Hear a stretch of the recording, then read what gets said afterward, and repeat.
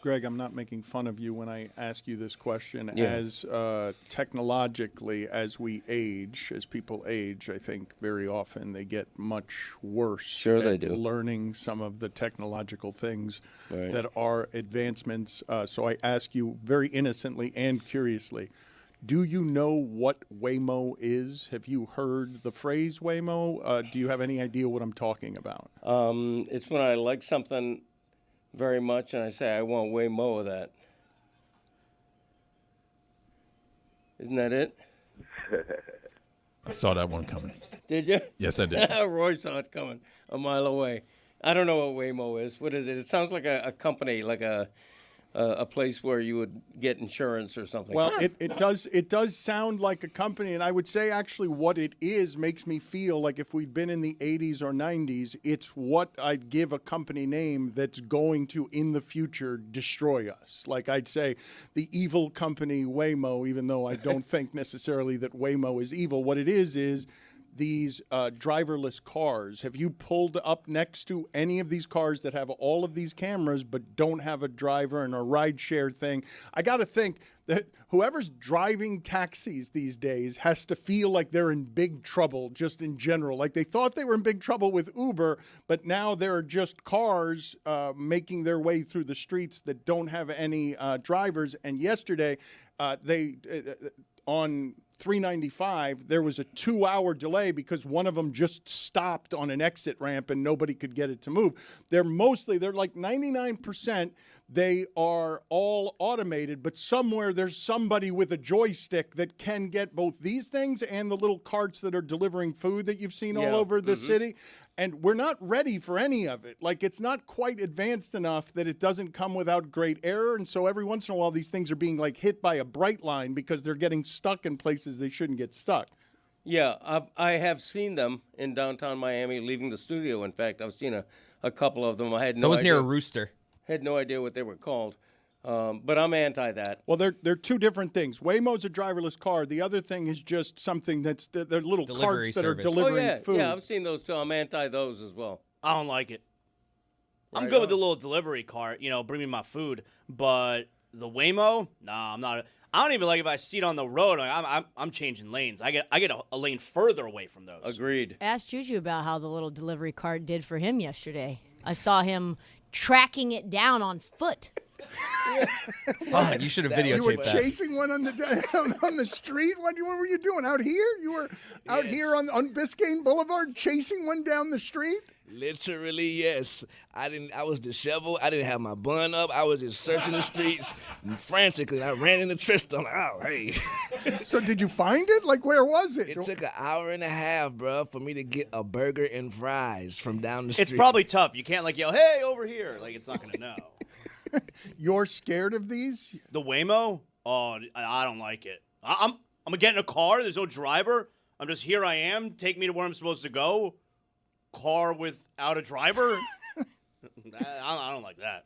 All right, we're going to get you to do this tomorrow. We're going to put you in one of them. We're going to put you in one of them and see where it takes you. I want more details on what Juju was doing, physically chasing it down the street. Where were you out here? Classic us. Guy says he's terrified of something. Put a camera in his face. Do it tomorrow. Basketball is back, Jack. Time for our favorite winter sport. The summertime is over, so let's head down to the court. Time for the tip-off. Give me fast breaks on the attack. Will you shoot a three or take it to the rack? Basketball is back, Jack. It's a dream shake down in the post, or a killer cross you love the most. When the offense tries to run and gun, is it man to man or box and one? It's big plays and talking smack. That's how you know that basketball is back, Jack. Let me hear you say basketball, basketball, basketball. Basketball is back, Jack. 360 dunks and pick day till they raise the Larry O. Hard fouls and hook shots. A dagger three and hack a shack. If you say this game's the best, I'll say's a gag. Basketball is back, Jack. Basketball is back, Jack. Basketball is back.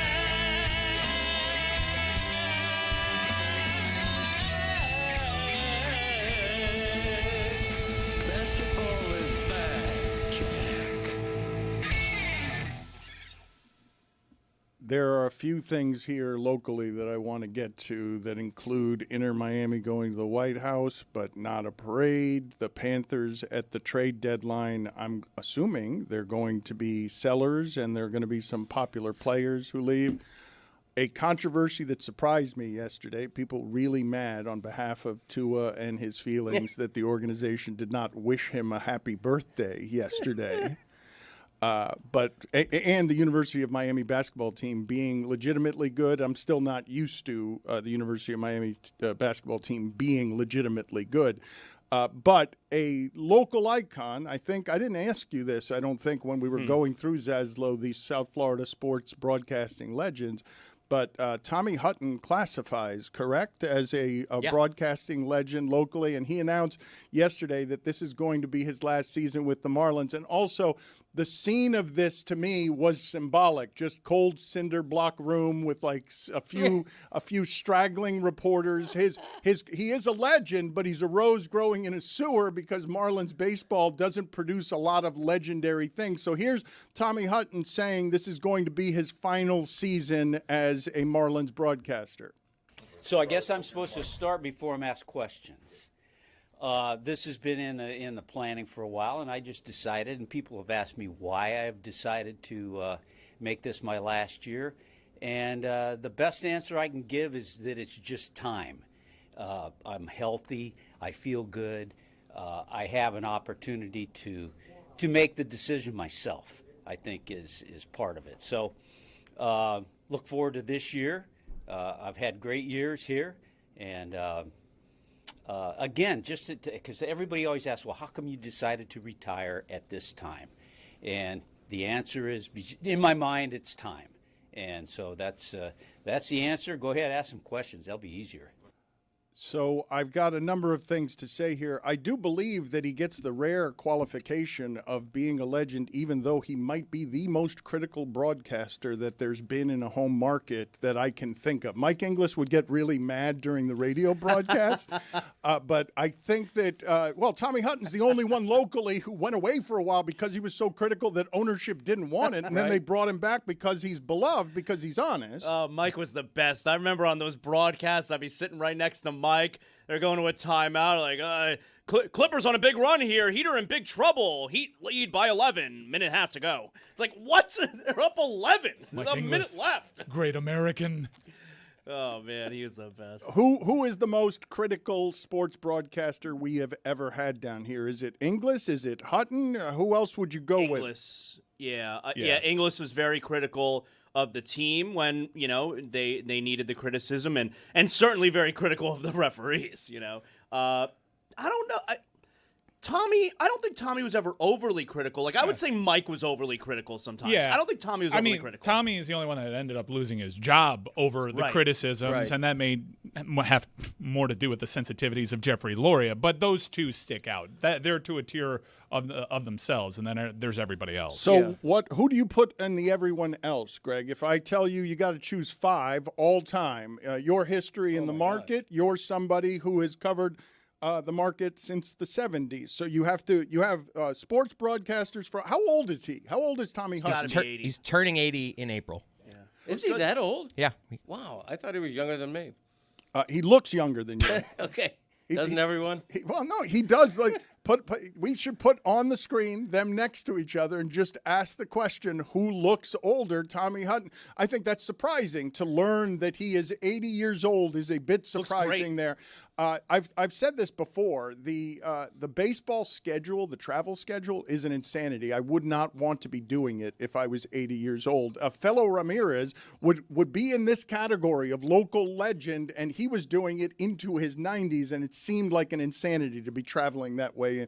Tommy Hutton did stop traveling, I believe, a couple seasons ago. He's been doing mainly home games for a couple seasons, but we're definitely going to miss him. And I know he's had a huge drive to the games, too. I think he lives in West Palm, and he drives down now to Little Havana. Yeah, I knew he lived in Palm Beach County. I wasn't sure where. I would put T. Hut at the top of the list only because it cost him his job. Oh, we're doing GOAT of South Florida broadcasters? I'm in on this. No. I think he's doing Most critical. I think anybody who says something that gets him fired from his job. I'm also into that one. On the top.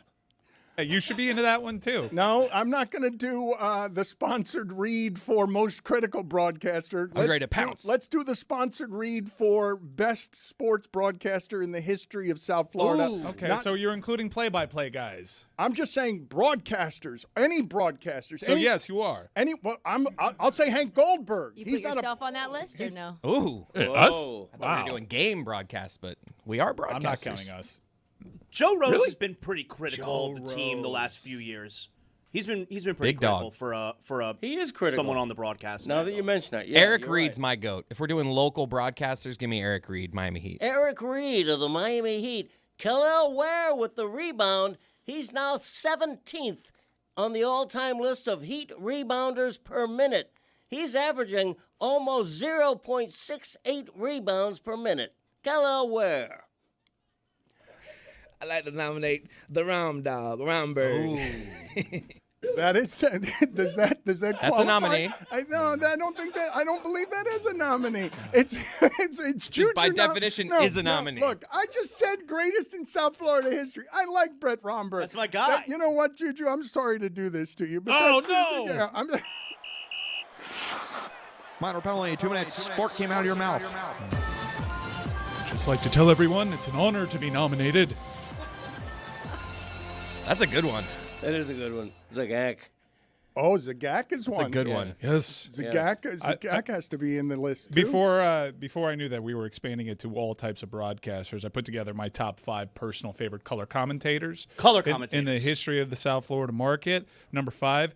Wasn't that long that he was doing Inter Miami games, but he's the GOAT when it comes to soccer color commentary, Ray Hudson. Yes. Rocky Ray. Number 4, I put Tommy Hutton. Number 3, I put Randy Moeller. Number 2, I put the Mad Dog, Jim Mandich. And number 1, my all-time favorite local color commentator, and quite possibly my favorite hoops color commentator of all time, Dr. Jack Ramsey. He got it right. Thunder! That's right. On the undisputed number 1 color analyst in the history of our market is Dr. This Jack. GOAT conversation is presented by Frank's Red Hot. Make every dish the greatest. Eat the GOAT. I am stunned that Tommy Hutton is 80 years old. He does not look 80 years old. I'm thinking that a lot of people looking at this are saying there's no way that human being is 80 years old. But as we were celebrating him, Chris Cody did something that I believe was both cruel and also something Chris Cody notices because these sensitivities are something that he has. Chris Cody, in my ear, took out one of the reporters who could not have liked the angle that he was featured in while sitting next to or standing next to Tommy Hutton. Chris Cody was making fun of... It's just, I'm not making fun of any person, more just the shirt and the angle of the stomach. I can relate to this. I feel bad already. We've gone too far. It was supposed to be a private show just for you. But yes, that's not that great angle there. Hey, that's my colleague there. Jordan McPherson does a great job. Thank you for naming him. You're the one who named him. Yeah, there you go. Well, now that we're on that topic, Jordan knows exactly what he did. Yeah, it's the shirt. It's not nothing he did. No, he did something. He apologized for it, though. Oh. You remember the top 25? You remember the top 25 disaster AP vote? That's not a great shirt. He's trying to highlight the biceps there, and sometimes we lose sight of the belly. Well, I'm highlighting that he ranked Notre Dame ahead of Miami that one time. The salmon color with the weight is really just a combo that makes me a little queasy.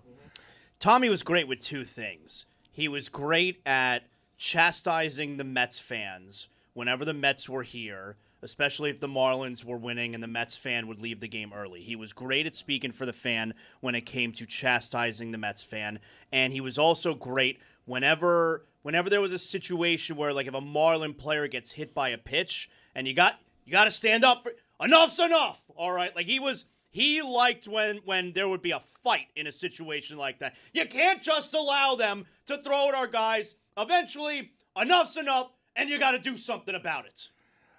Let's put back up here Jordan McPherson. Let's put this back up there. And I noticed that the veteran next to him is preventing anyone from seeing whether he's got anything going on over the belt that he does not want seen. He is hiding behind his hands there to make sure that a bad angle doesn't catch him. You're awful, man. This terrible. Is cruel. You're the one who mentioned him, though. You can't say it's cruel. I'm giving him credit for being a great reporter. This is all my fault. I should never say waistline looks like anything in Dan's ear. So this is all Chris's fault. Dr. Jack Ramsey, when you mention him, the GOAT locally is Eric Reed, correct? Eric Reed. Correct. Yeah, Eric's the GOAT. He's been around how long, Eric Reed? Since tell the us, beginning. tell us, Eric Reed. Very first year, 88. I remember Grant Long when he was with the Heat. That was an all-round player right there, in and out of the starting lineup, but you could always count on Grant Long. You know, Eric Reed's first year, he was the color analyst for the Heat, not play-by-play. Really? I That's can't right. picture him as a color He was the analyst. color What would that analyst. sound like? I'm so... Eric Reed, as a color analyst, just doesn't make any sense at all. That's not what I wanted. That's all right, Chris. I think we've expired what your dad has in this particular bucket. His Eric Reed has also gotten worse with age. Like it's less nasally. It's not quite as good as it used to be. We should highlight that Goldie had been a longtime South Florida broadcaster on the airwaves. First team. Yeah, and did it the hard way when it came to his climb over at the Florida Panthers. And since then has been the voice of this golden era of Panther hockey and has an incredible signature call. Also, can you give maybe an OLI Denny Potvin? Yeah, no doubt. All right. Jeff Rimmer. Well, all of these, though, I think have to take a back seat to Moeller, do they not? You're only allowed to take one or two from each franchise. Each franchise isn't going to have one of these longtime legends. So you get Eric Reed and Jack Ramsey, and that's the list, right? I don't think that Mike Inglis would crack the list of best South Florida sports broadcasters ever. Yeah, baby. Tony Fiorentino does not belong on this list. You cannot have him on this list. I like to nominate a two-time champion. Do two-time champions belong on this list or not? Because I know one in my own personal record book. Jonathan Zaslow, man. Thank you, Juju. Thank you for recognizing. Were you waiting? Thank He was you. raising his fist before you even said his name, this guy. Because I knew. Unbelievable. How about a little love for Rick Weaver? The original GOAT, the play-by-play man of the Miami Dolphins when they were winning Super Bowls back in the 19th century.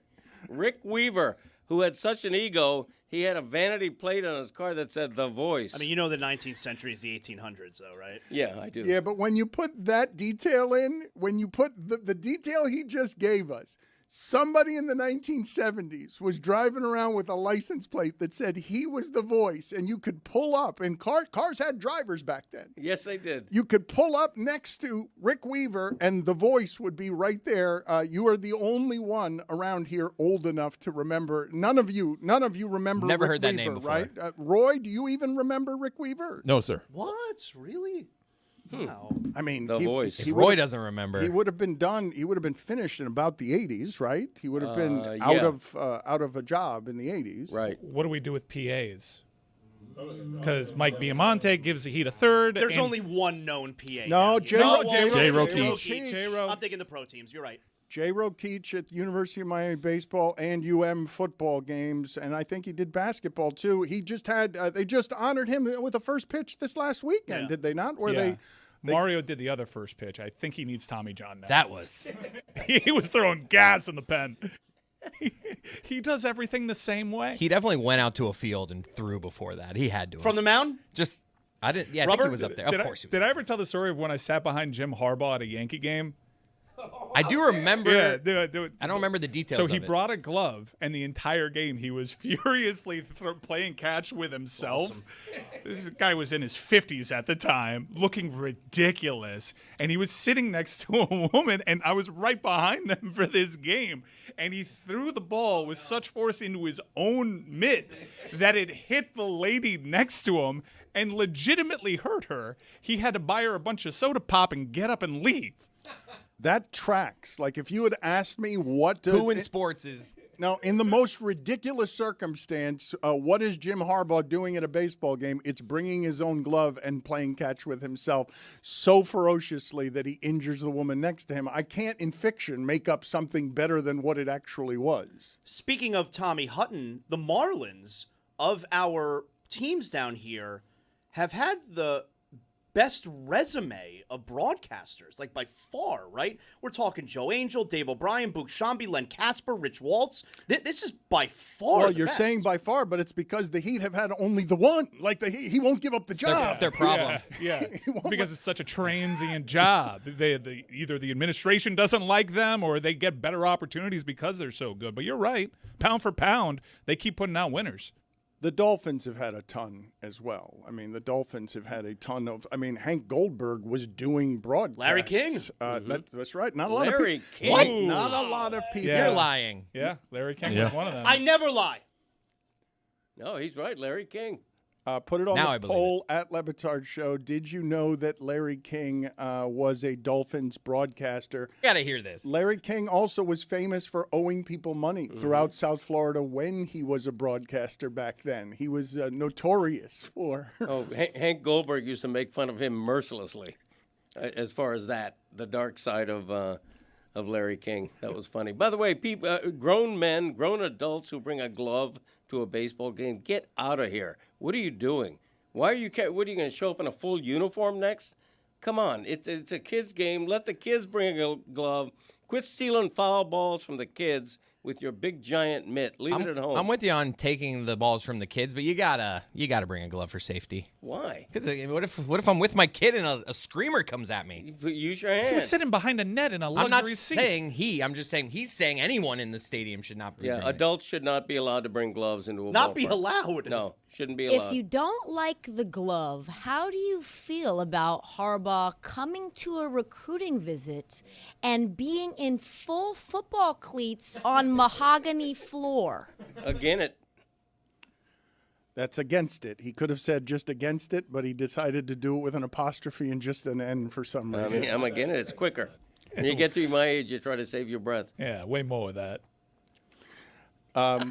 Mike mentioned earlier top 25, and something I have not celebrated yet is that the University of Miami basketball team is now ranked.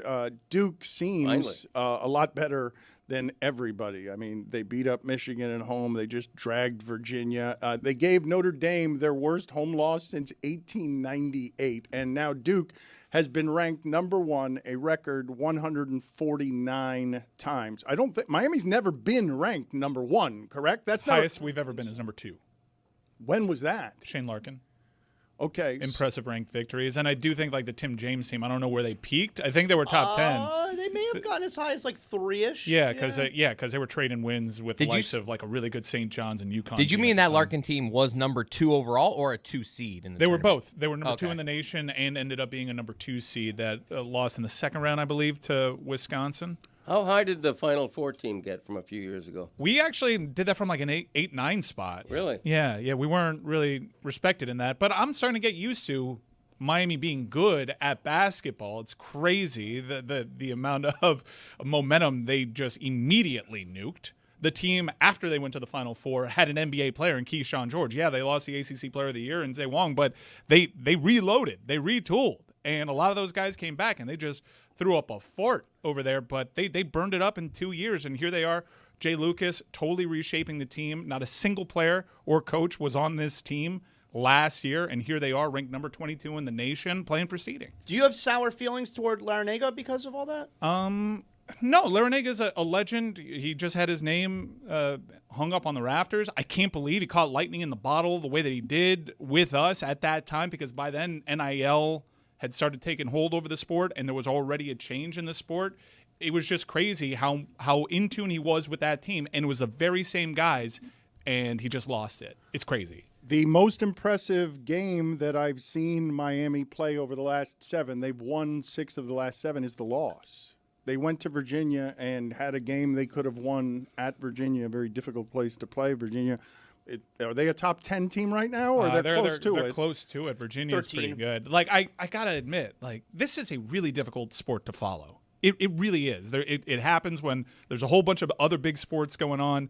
Like, you got to either be all about college basketball or a serious degen if you know the entire landscape. You have to do a lot of reading. Most of the college basketball that I follow is on a second or third screen. So while I'm watching Michigan lose to Duke in Washington, D.C., I'm not really getting much of the players' names or much from it. So I kind of need somebody to, like, help me bone up on this because this is March. You're not alone, though, because I just had this conversation last week with Barkley where he's like, I didn't study like this at Auburn.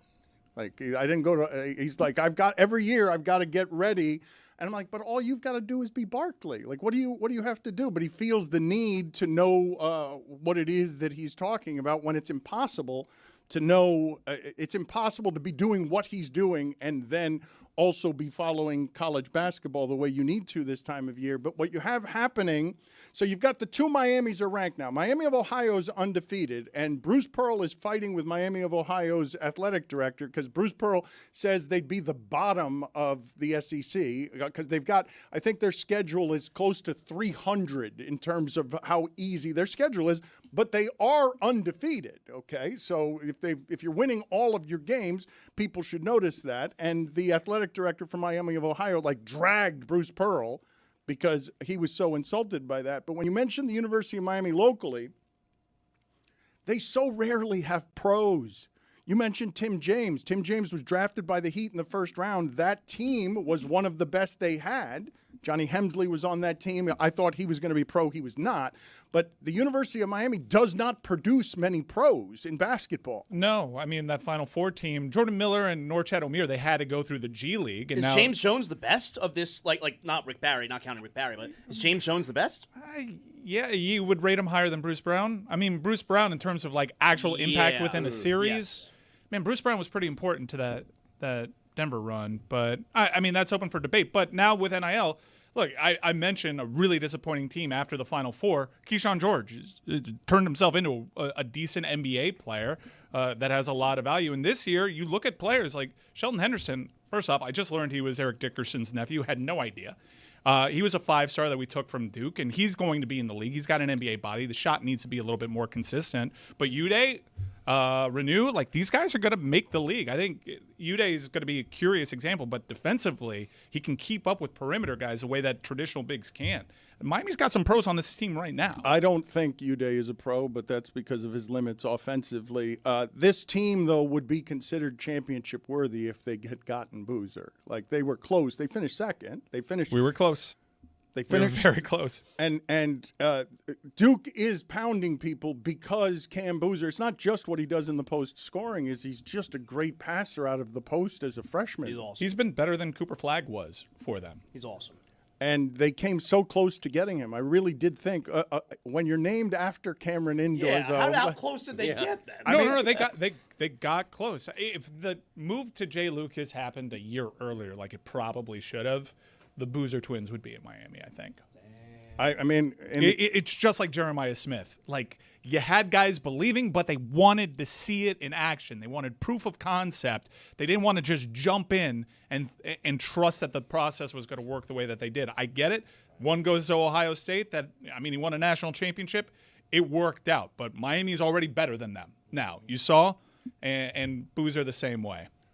Roy, how are you feeling about the Panthers? Are you of the belief that Bobrovsky – I know it's been a disappointing season, okay, but this is not a bad hockey team. And all the other times that I feel like we've talked about the Panthers being 6 or 5 points out of the final playoff spot, it's not because they're an above 500 team. It's not because they're winning more than they're losing. The strength of the playoff teams in hockey make it so that a two-time defending champion can't, I know you guys are frustrated with what this season has been, but under the circumstances, this has been a really good season for this team. And if you'd told me with those injuries, this is where they'd keep things, I would have had some optimism. The problem is that there are just too many good teams above them. Well, if they were in the Western Conference, there would be a playoff team. Yeah. That's how good the East is this season. Give me that Knights division. The only thing I disagree with you on, Dan, is that Bob has just been so bad this year. Yeah, I don't think – I think even with the injuries, I thought this season was going to go better. And by a pretty decent margin. I'm really disappointed by how far Bob is falling off. A lot of injuries, man. No, I get it, but Bob has nothing to do with that. This is just a guy that might be losing it. I felt the day that Barkov went down.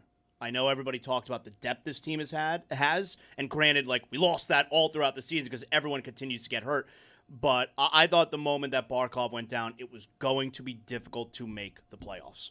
And yeah, Friday is going to be super interesting now because this is a really well-run team. And a well-run team is going to understand there are going to be some difficult but necessary decisions to make before Friday, which means that you probably have some guys, maybe our fourth-line guys, who could be super useful for a team that wants to make a push and get some depth. And I think there's going to be some names that we like that are going to wind up being traded on Friday. I know Bobrovsky is the juicy name that's being thrown around, but here's the thing, all right? There's no real reason for the Panther fans to want them to move Bobrovsky. He's in the last year of the contract. It's not okay, we're going to get off the money. And I don't know why a Stanley Cup contender would trade for Bobrovsky, when he's having literally the worst year of his career. Yeah, really bad. So I don't know that Bobrovsky's going to be moved.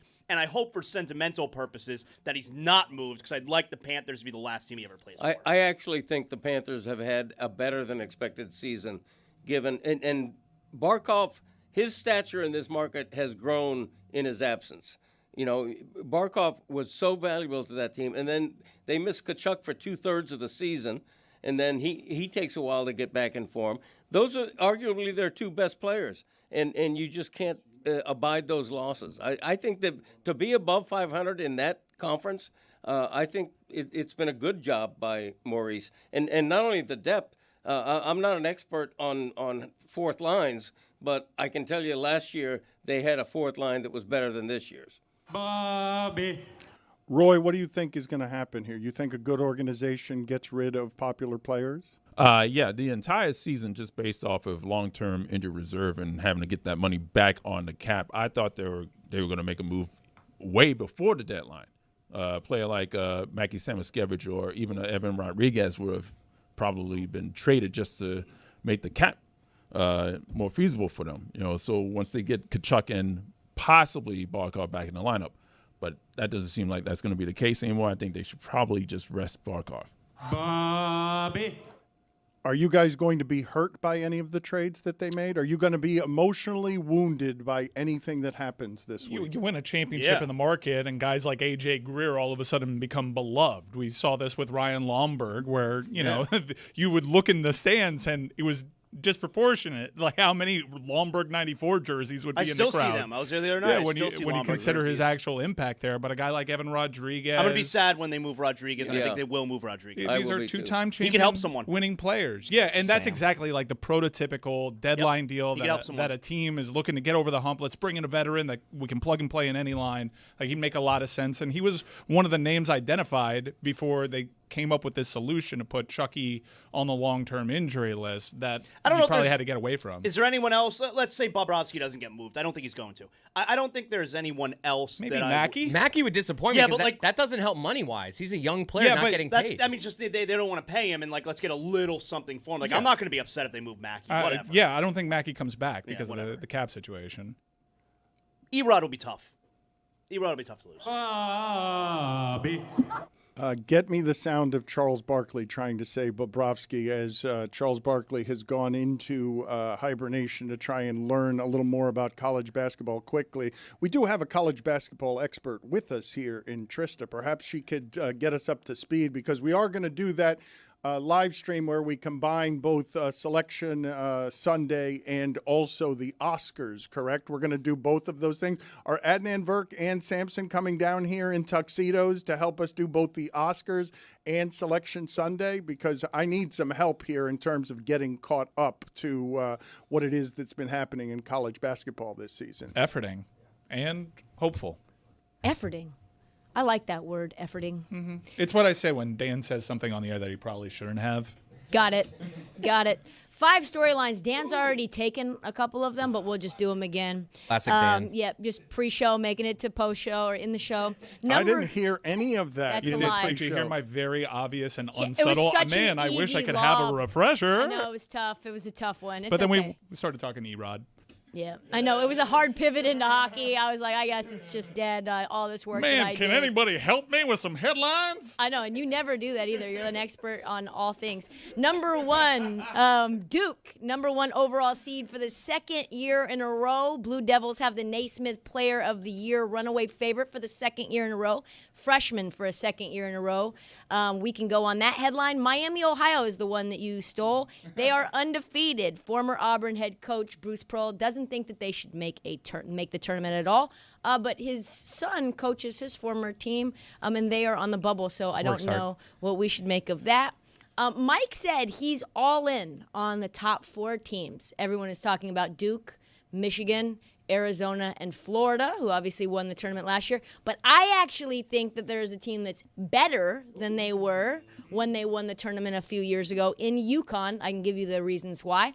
The player who may go number 1 in the draft may not actually get out of the first round in BYU because of a key reason, AJ DeBansa.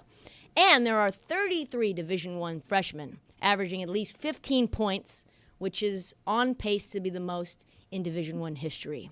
Why do you like UConn more than Florida? I love the way Florida plays. I love their speed. The pace that they play at is something that I enjoy watching. Why do you like UConn more than Florida? Well, first of all, did we see the way that UConn got screwed against Florida last year when they were not as talented as they are even this year? Like, they probably should have beat Florida. Remember, I can say the F word on the show? Yes or no? Remember Dan Hurley's like, we got fucked, right? Like, we got abs, and he lost his goddamn mind. We got fucked. Chris, that Can we use is that as a terrible draw? executive producing Sometimes judgment you need from them in you. bunches. You Say can't it just have one. again is what you decided to Listen, do. you That don't was have your to tell me twice. Your contribution to judgment and leadership on this show is to say it again. I agree. It was bad judgment I because thought he he kind agreed of with me. stepped over it, and we need it clean for the club. Go ahead, a third time. We got fucked. Yeah, that's better. Oh, whoa. Mike, you got to go. Minor penalty. Oh, 2 me? minutes. But now you Personal can use it foul. in the club. Personal and foul. Wow. What a shit contribution from you. I thought it was great. Anyway, UConn is better offensively than they were in 22-23. Slightly below structurally than the team that was just an absolute monster. Better pick and roll offense, better decision making. The guards are able to deal with centers that end up dropping in coverage. This team is just an absolute monster, I think, in a bunch of different ways. And I think that they will surprise people. So in terms of a team that is not lumped in with that traditional 4, you're going UConn. What do you do with Houston? I think the problem with Houston is that they continuously have the same formula year after year, which is defense first. And I love Calvin Sampson. But I just think they get so stuck in the mud offensively, and we saw that in the tournament last year. We've seen it in multiple other years. They keep trying to get more potent offensively, but I just don't think Calvin wants to play that way. So I think they're a sneaky team. I do want to ask you guys, though, about this. Arizona, they are considered soft, and Tommy Lloyd went on yesterday and say, hey, just because we're on the West Coast doesn't mean we're soft. Do you think that the West Coast is fairly considered soft as someone who's from Portland? They dragged Houston. Arizona dragged Houston. That was like the talent disparity in that game. Everybody keeps talking to me about Houston, and Arizona seemed to me to be a good deal better than Arizona. But when you talk about the softness of the West Coast and you talk about angry coaches like Hurley, it makes me think of Mick Cronin. We've got some new Mick Cronin sound. Ooh. Mick Cronin is always agitated. He's always filled with people at UCLA are pretty done with him representing the school this way. You got to win more than this if you're going to behave this way always with reporters. Listen to what Mick Cronin had to do, what he did to a reporter who asked him about teams traveling out west as opposed to UCLA traveling somewhere else. So much has been made about you guys going east. You just came back from a prolonged East Coast trip. I'm wondering, have you seen anything from the teams that have to come out here and stay out here? Is there any kind of balance with that in terms of the wear and tear and just what you've seen on the court? Wear and tear on them? Yeah. Is that a joke? Please tell me that's a joke. Is it even comparable, is essentially what I'm trying to say. Have you ever looked at the NBA stats and what the gamblers and all those people do on West versus East? Talk to Eric Musselman, ask him that question, who coached in the NBA. Good luck, West going East. We have to go back 4 times. The Big Ten teams get to come to Los Angeles where it's 70 degrees one time a year. They don't even have to switch hotels. We're 12 miles apart. Are you kidding me? Please tell me you're kidding me. Is this a plan? Is this a planted question? I mean, you cannot be serious with that. And meanwhile, we've seen the Eiffel Tower, or we've seen the Statue of Liberty twice in the last 3 weeks while we were landing. You can't possibly stop. I'm going to eat, man. You can't. I mean, he's asked me to feel sorry because Iowa had to come to LA for a few days. You can't be serious. You know how much people vacation here? Trust me. I got a lot of friends. I have to tell them, no, I'm focused. Everybody from back at Cincinnati wants to come out here all the time. I have to ration them out, okay? Nobody wants to be back there. How's the weather in Iowa City? Come on. Kidding me? You got comedians in the mix.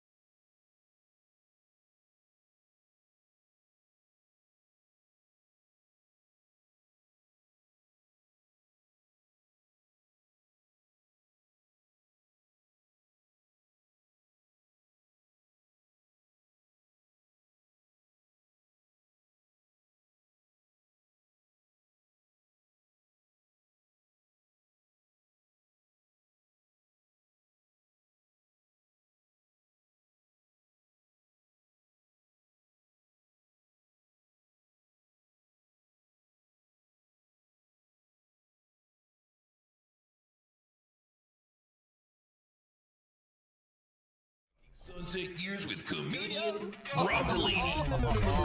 I really am thrilled to be doing this, Rob, because I admire your work a great deal, and it's rare that I find somebody from afar that I've been wanting to talk to because their story seems somehow something even more admirable to me. Now, you might not view it this way. I don't know how much nobility you think there is in your story, but in watching the art that you've made and watching the life that you've chosen, it's sort of been a pleasure to watch your work grow and to see, you know, the things that you are choosing late in life to do artistically. Well, that's very kind of you to say. Thank you, and thank you for acknowledging that I am late in my life. There's a refreshing honesty to that. I am 45, so I'm well more than halfway. 45 is late in life. I mean, I do think about it though sometimes. Though, like I'm definitely more than halfway done, and that's funny. Isn't that funny?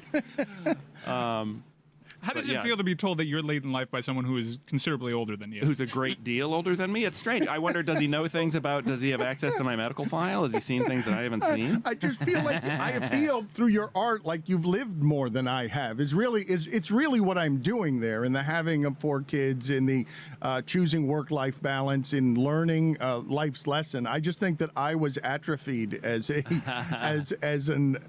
young person. Yeah, I mean, I guess the things that that I've experienced that maybe most people haven't are, you know, I did get sober 20 years ago after going to jail after a car accident that I was responsible for, and I've stayed sober, so that's been pretty cool.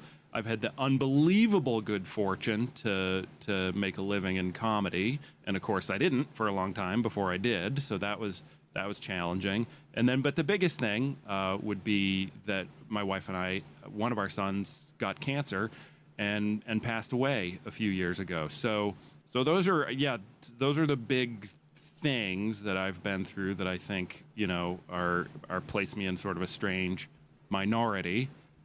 I think I covered it all. Well, life-altering things, Yeah. right? Because arriving at comedy success must have been the realization of your dreams, right? You came from your comedy story there aren't a lot of people who had comedy success the way you did, just sort of discovered by social media. I can say that, right? Oh, sure, yeah. It came at an interesting time because I was trying very hard to get hired by, say, Jimmy Kimmel, Conan O'Brien, writing jokes by the stack, by the physical paper stack, because I'm submitting two-liner jokes, by the pound to try to get hired as a late-night writer.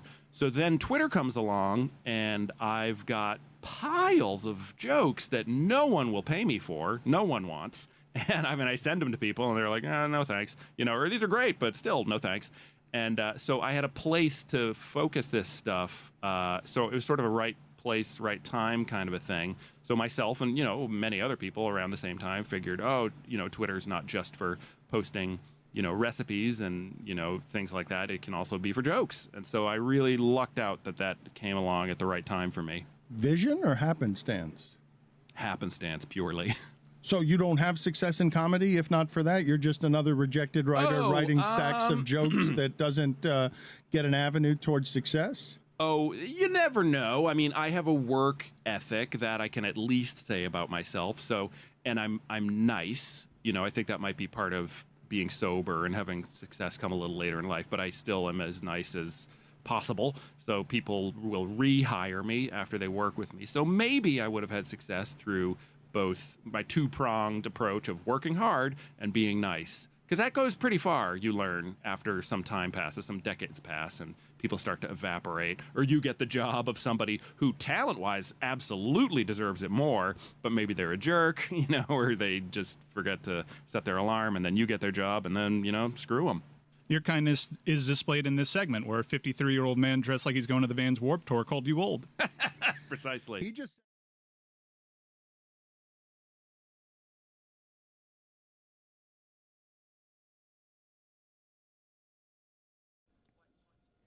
This episode of the Dan Le Batard Show is presented by DraftKings. DraftKings, the crown is yours. Are you doing coffee again on an empty stomach? I feel like I can hear your stomach again. It's not mine. I'm pretty sure that it sounds like what I've heard in the past coming from your stomach. Yeah. Did you have breakfast? Or I did not. I looked before the show started. No bacon? There's no bacon over there, which is always a big letdown. Okay, but it's always loud when you have a ton of coffee because you're drinking coffee straight from a thermos. You've had how many cups of coffee have you already had today?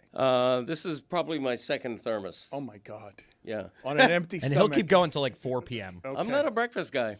Well, but I hear it in your stomach. Thank you. Your stomach is asking you to be a breakfast guy. I need way more coffee. You screwed it up. You screwed up your own line. Look at him laughing at screwing up his own line. We didn't even notice your pickup there. I need way more coffee. Roger Bennett is the founder, the CEO, and the gorgeous face of the Men in Blazers Media Network. He's got another New York Times best-selling book. It's opening today, by the way, and I know it's going to be a bestseller, even though he's got previous bestsellers. We Are the World, a personal history of the world's greatest sporting event. We're 100 days out from the World Cup. Always good seeing you, Roger. Thank you for making the time for us. Greg was saying that he thinks there's the possibility that the U.S. is going to play Iran in the World Cup. I don't think Iran's going to play in the World Cup. I don't know for sure. Where are you on this? And welcome, Roger. Let's greet him with a little bit of war to start the proceedings. Big Danny, that's a lot. We covered a lot of ground. My book, We Are the World Cup, is the official title, baby. And it is a joy to be back with you, you gracious human being. Where am I on war? Is that, you're asking me, is that the threshold question? Well, Greg Cody thinks that the university, that there's a chance the United States will play against Iran, and I don't think that's probably going to happen. You know, the joy of the World Cup, it's why I wrote the bloody book, man. Is that when it kicks off, it's like a global eclipse that strikes the entire planet for its duration. And the memories it makes, which this is a book of memories, are so powerful because the World Cup is a mirror to the society that surrounds it. I'll be honest, Dan, I've always thought that was an amazing thing. When two teams take the field in World Cup play, when the Red Sox play the Athletics, that's an amazing game of baseball. It's like chess with chewing tobacco, but it is what it is. But when two World Cup teams take the field, their nation's histories, the nation's politics, the nation's cultures take the field alongside them. That's what makes the tournament just so much heft, so much emotional weight and all of that. And that gives us true global connectivity. I'm not going to lie, we're 100 days away. The run-up to the tournament has been chaotic. If it is a mirror to the world, what we're seeing in the reflection is ugly. But that's kind of where we are. It's like the joy of the thing has always been it reflects our reality. And right now, our reality is pretty chaotic. It's not global connectivity, right? I mean, where are we headed with this? What do you imagine is going to happen where the messiness from outside of the stadiums ends up inside of the stadiums? God, the messiness, the Lionel messiness is what we need. But I'd say number one, I've come to realize that football, soccer, there's a German coach, Jurgen Klopp, who says it's the world's most important, least important thing. And I will say, to me, it's become ever more important. The feelings we experience from it are all the more powerful because of the heft, because of the weight, because of what it provides to the rest of the world. And I will say, typically when the whistle goes, when the ball's kicked, like the world, it's like the rationale falls away, the emotional kicks over, it's cognitive dissonance 1, geopolitics 0. And every World Cup, Dan, in the run-up in the modern period, 2010 in South Africa, all of the newspapers around the world were saying, the level of crime there, carjacking, everyone that goes is going to get assaulted at best, murdered at worst. It was the most joyous World Cup I've ever been to. Nelson Mandela's shadow over the whole thing, the continent of Africa rising up. 2014, I was in riots in Brazil. In the run-up to that World Cup, the nation was full of unrest, social, political unrest. They wanted social services and education, not the money to be pumped into world football. The second that kicked off, it was ebullient. 2022 is another example in a different way. Qatar, a chaos and darkness in the run-up. And again, for good and for bad, that cognitive dissonance kicks in. So I do think by the time that ball drops, the US take the field, England take the field, Kazakhstan take the field, that we're going to be, America loves a circus, the world loves a circus, and everybody will kick in, and there will be that global connectivity because we bloody need it. Roger, are you sure, though? Because those other examples you're talking about, those are countries and continents that care about soccer. The United States, I don't know that it can be accused of caring that way. What are you talking about, Dan? What decade are we in? Is it 1960? Are you like Jack Kemp taking to the floor of Congress in the 80s when we were awarded the 94 World Cup and you're like, soccer?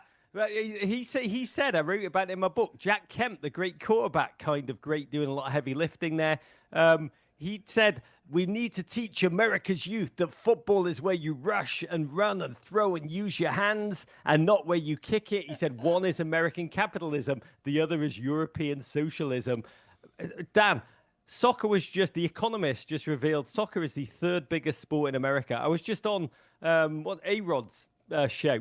And A-Rod kept saying, he essentially asked me 10 questions, the same one. It was like, when's this soccer thing going to take off? I was like, A-Rod, it's just beat out baseball. It's like, baseball's the fourth most popular sport. Soccer's third. He was like, go on. I was like, I felt like I was saying, Dan, and I feel like to you and your listeners, I feel like I'm like, guys, I know you think the earth is flat.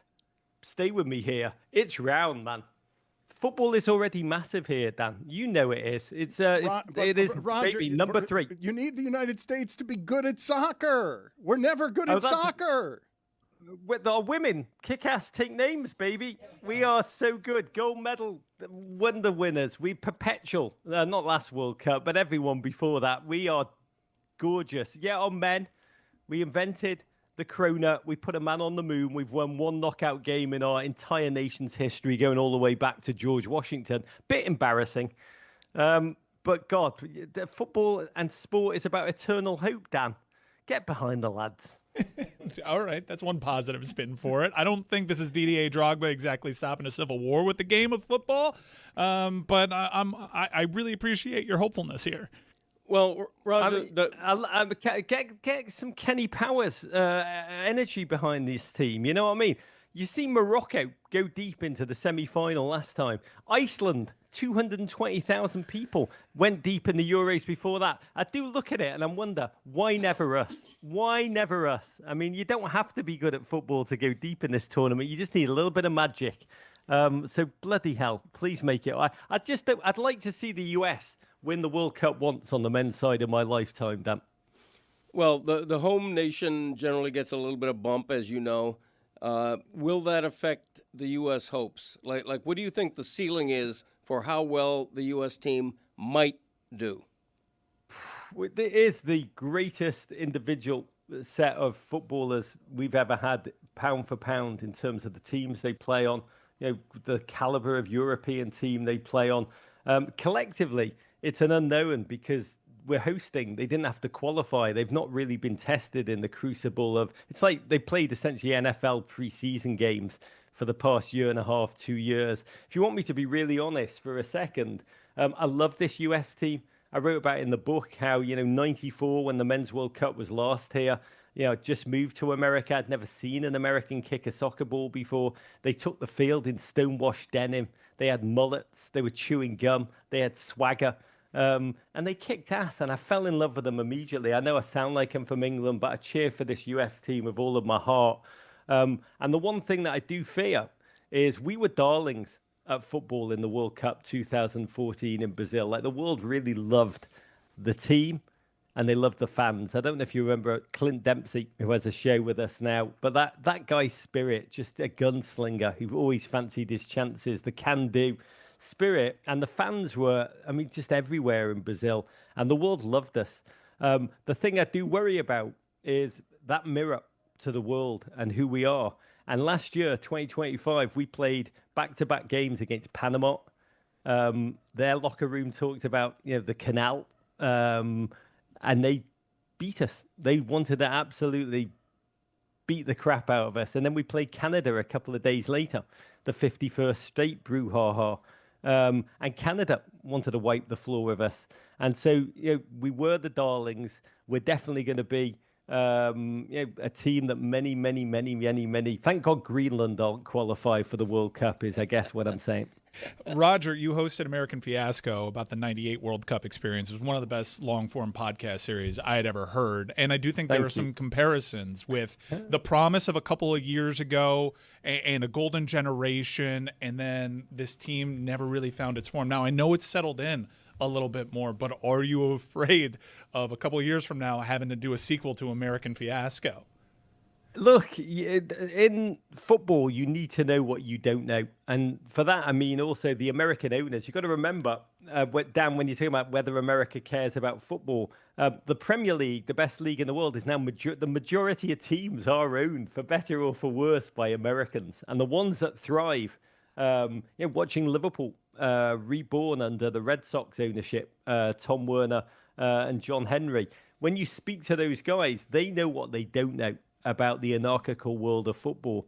And in that 98 World Cup, the World Cup is bloody hard to win. Only like 8 teams have ever won it in its existence. To go all the way through the tournament with supreme focus, a culture of belief, and that element of luck. But in the US had not qualified since 1950. They qualified in 1990 with a team essentially of college kids. Hilarious. They were like tourists with good tickets. They got a really close-up view of the football as they got their ass kicked. And then 94, they did fine. We mystify them and say they were unbelievable. They came third in their group, got into the next round. July 4th, played against Brazil and lost valiantly. So left with their heads held high. And in 98, this is an amazing American POV, and I love it. I admire it. It's what drew me to this nation.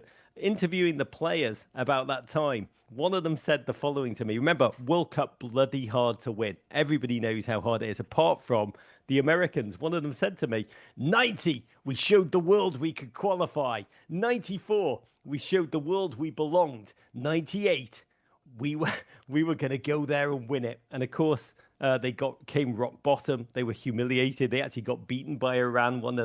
I write about it in my book. I mean, a loss that set the game back probably by about 20 years in this nation. And that's the sad thing for me as someone that loves the rise of this game in this nation. I mean, it's been the story of my life, the biography of my life. America, when I came here in '94, was like space to Captain Kirk, the final frontier for the game. We are now a true football-loving nation. But the men's national team, we love a dream team in the United States, and it remains a dream-on team. And please God, it will change in my lifetime.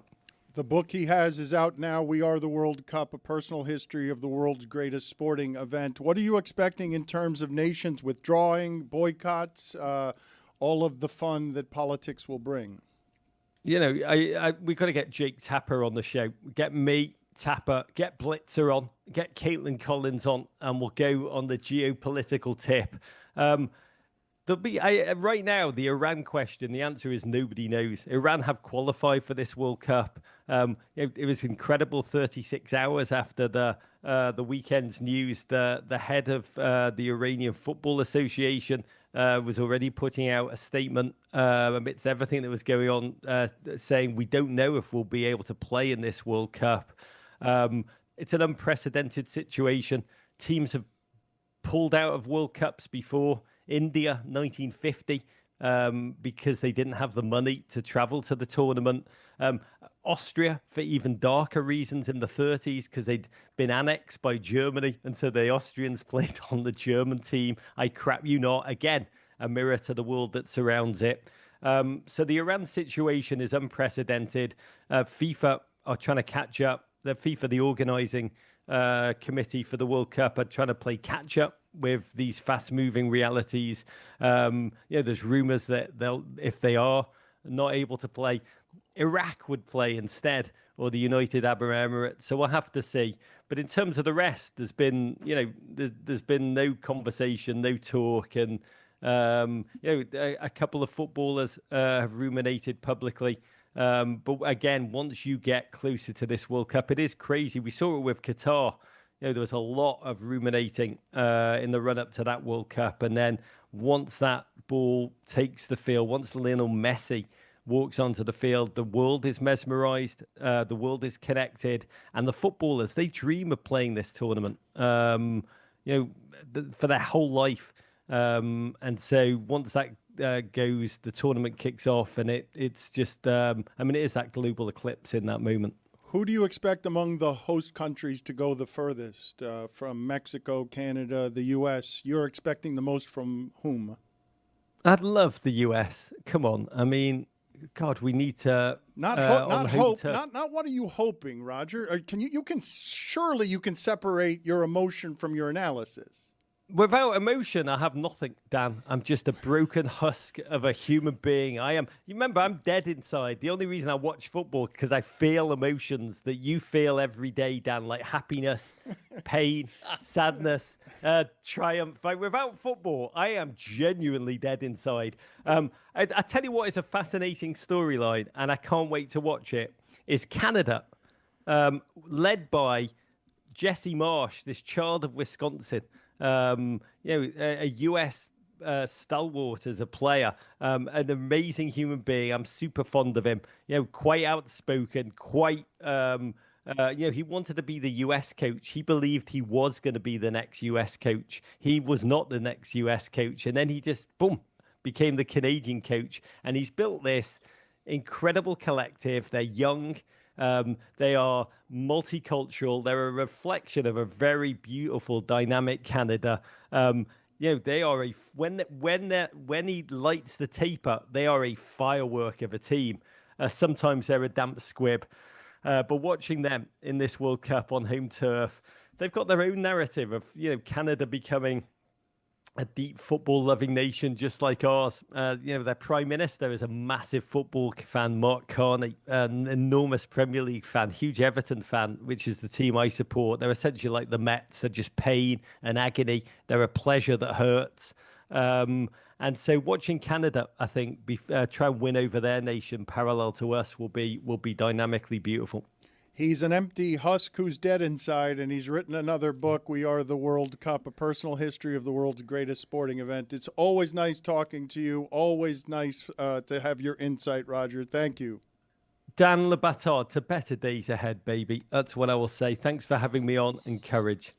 It's always good talking to you. There's something about that accent. It's not just the words that lighten up everything around here. Do you guys have any opinions on Inter Miami? No parade, right? There's a championship. There was a championship, and we don't get to celebrate it with Messi and Inter Miami. But the White House, that there's going to be a White House visit, but not a parade. So they're doing this wrong. Yeah, it seems weird, right? You got to have a parade first. And the parade should have been a month after the season ended. They blew it, and now they're going to the White House. I just hope that Inter Miami has learned its lesson from USA men's hockey to not get too chummy and do anything that's going to blow up in their face. I wouldn't be too hopeful there. The parade point is a good one because, the sports fan answer to a team making a big deal of deciding whether or not to go to the White House is, well, it's tradition. So is having a championship parade, and they went to an Indian tour instead. Like Messi toured India. There wasn't so we are beholden to this championship celebration tradition, but not the more traditional one. This story actually made me look up, how often did this happen? Because I remembered the Golden State Warriors, and it was a big deal because they were the first team to kind of break that tradition. But then it became fairly commonplace. Now, I know there was a pandemic in the middle of that, but the Eagles in 2018 decided not to go. I had forgotten entirely that the Georgia Bulldogs said, no thanks, Joe Biden, we won't be attending. And in this world, where there is a headline that'll blow you out of the newspapers every 12 hours, I don't see this being such a huge blowback. And look, this is an international team, so it is a little bit different. This is not, even though it's an American champion and they have proud Cuban-American owners, which I do think matters in terms of this decision, they're not totally beholden to this. I'm curious to see how this falls on David Beckham, because I actually think he stands to lose the most here, given how unpopular. Look, Trump is super unpopular in this country. He's even more unpopular in his country. And David Beckham bringing his class and credibility into that White House is being seen in a photo op in this time in history. I think it's going to be most difficult for him to navigate. Messi has had all sorts of endorsement deals with different countries. He's like Ronaldo. No one projects morality onto Messi. He's almost bigger than anything. He's been shaking everybody's hand that's been a world leader over the last 20 years. But I am curious to see how this plays out for Beckham. I am a little disappointed. Everyone knows my feelings on the matter. I understand why they're doing it. I would say it's a little bit different, but I'm really interested in seeing what happens with Beckham. Isn't the reason why – I feel like the reason why they never did a parade was they didn't think it'd be well attended, and I think they'd probably have been right. I think it was the Indian tour. If you say Messi is going to be celebrating a championship, Messi is such a star that I do think it would be well attended because everybody would want a glimpse of Messi, even though he plays in Fort Lauderdale, depending on where they have that. You imagine a championship celebration in Doral? I think that people would have turned up for it. I think he had contractual obligations, hopped on a bird and did this Indian tour, and that was that. I don't know. You say that, but everyone would show up to see Messi. It wasn't like, tickets were super hot this past season to show up and see Messi play soccer.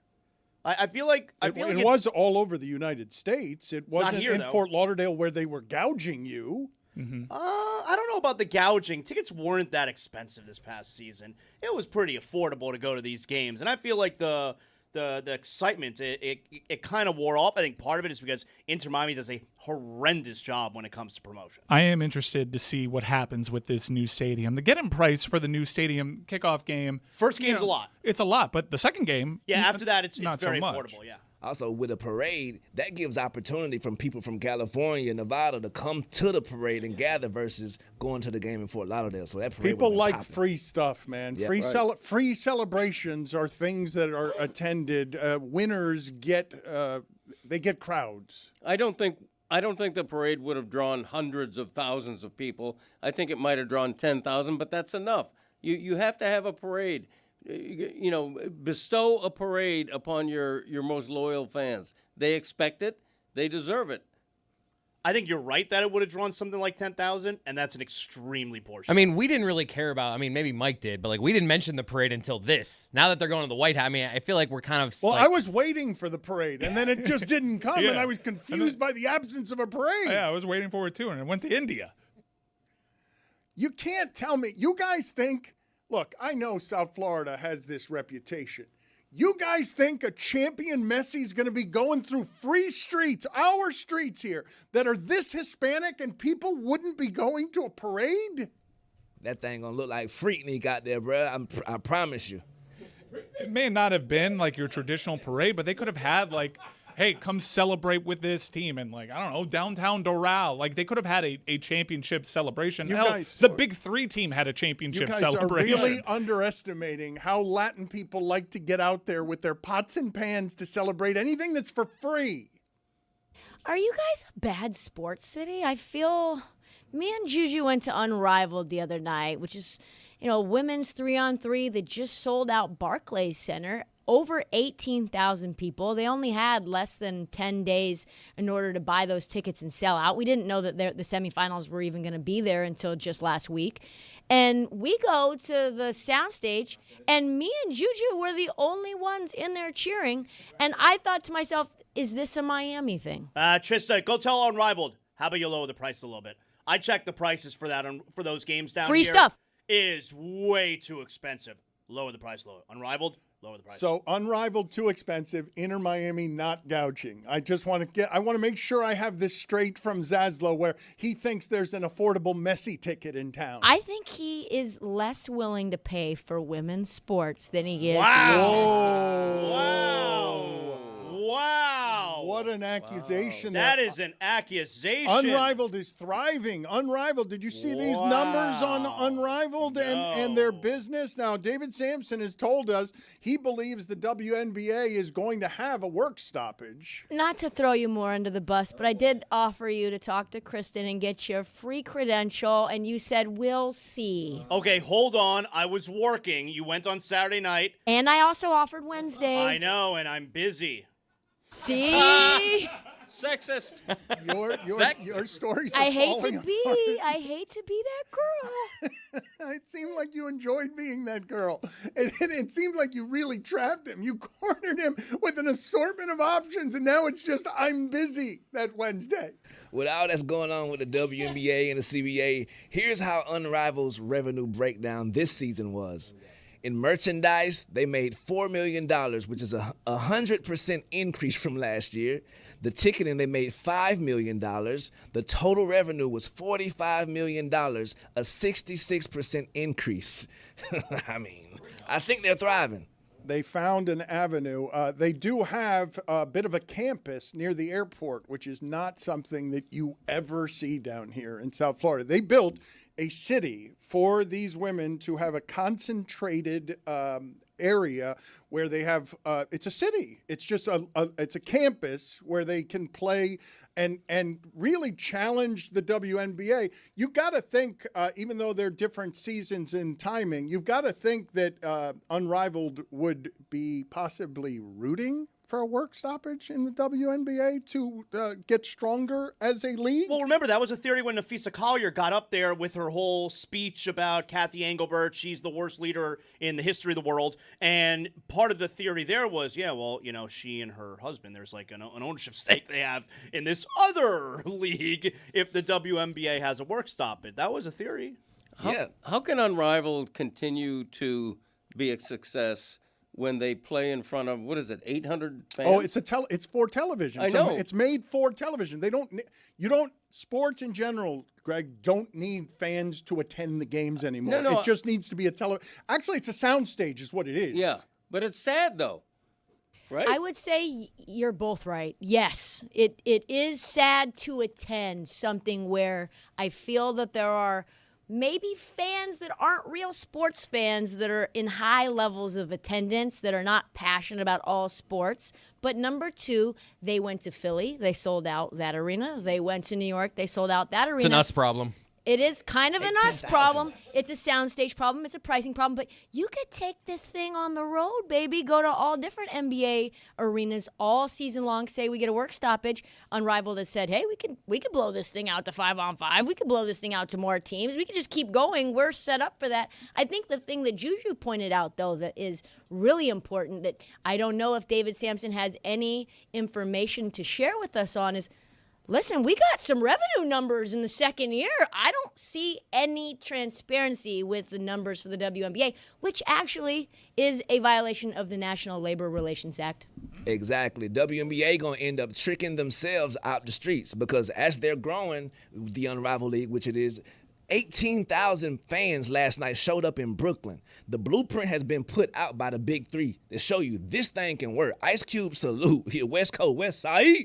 Bruh, this thing can work. And I think that the Unrivaled League is putting so much more pressure on them CBA meetings than it would have actually been without them. So I think that Unrivaled might be, I didn't talk to anybody, I don't know anything, but if you got stock to buy, if you got some free money, I would invest in the Unrivaled League. You know about that tricking yourself off the street, Dan?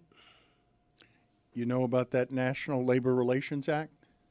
You know about that West Side, Greg? West Side? Yeah, absolutely. Yeah, I've been there. You've been there. Just got back from Vegas. That's not really what he was talking A little about. further west than that. I know. I want to cover with you guys here what NBC and Peacock are doing tonight. We are on Peacock. We're on NBC Sports Now every day, 12 to 3 p.m. Eastern. And they're doing a throwback. And I wonder, when they do John Tesh and they do some of the nostalgia that they're doing with basketball that's tailored to my demo and Greg Cody's demo, when they have Hannah Storm and Mike Fratello and Bob Costas, and just a different time in basketball coverage when NASCAR's champion Michael Jordan was ruling all of sports. I want to play a clip for you of Pat Riley. I wonder how many people know or remember that when Pat Riley was out of coaching for a while, he went and did television with Bob Costas, and he did it really poorly. Pat Riley talks about how Bob Costas had to coach him up, how starched he was. He was not good at television, but he was very presidential. He was very he was very slick, obviously. Let's play a clip as Peacock and NBC celebrate the old times tonight. Here's Bob Costas and Pat Riley. Okay, the Chicago Bulls trying to get even before we head back to Los Angeles with the lead of 48-43 at halftime. Well, ladies and gentlemen, this, I guess, is what some of you have been waiting for, and I must say that I am tremendously disappointed. This is what I labored all season for, and apparently this gunk has been so trained in your head that even when you blow dry, all we get is this. I mean, what's the deal? But we ought to really, I have something to say right at the end of this analysis, and then if we get into the analysis, then we'll see what it really looks blow dry. You got a brush in your pocket or what? I got one right here, Robert. Well, America demands to see it right now. Well, right at the end of the analysis, we're going to get a good comb job here. Okay. Before we go to this commercial break, Well, you want to give it one more try? It moves. It really doesn't move. It really doesn't. I'm doing the very best I can. Oh, wait. Oh, wait, no. Wait, wait, wait. Here we Oh, go. no. There we go. That's what we want to see. Okay. That's what we want to see. Right there. Right there. Now we're doing it. That's about it. That's it. Well, ladies and gentlemen, this is certainly one of the proudest moments of my career. We've got to call a timeout. After this, an update from the French Open, and then we'll complete the starting five from North Carolina's 1982 NCAA championship team. And I'm sure for the audio audience, the chemistry was just off the charts, too. Awkward. Really awkward. How about that score? 48-43 at the half. Jeez. They don't make them like that anymore. Zaslow, how do you feel about going into the nostalgia bucket for this stuff? Love it. Look, they're smart. Who doesn't love nostalgia? You're watching that broad. I loved young people. Well, okay, but there's also a major demographic that has money that loves nostalgia. And I loved everything about that clip. Bob Costas was so young there. I loved seeing Riley. The music, they're going full on with those graphics tonight, NBA on NBC. I'm into that broadcast tonight. I am too, and I'm surprised. With everybody so hungry for content now, I'm surprised they don't do the nostalgia thing more often.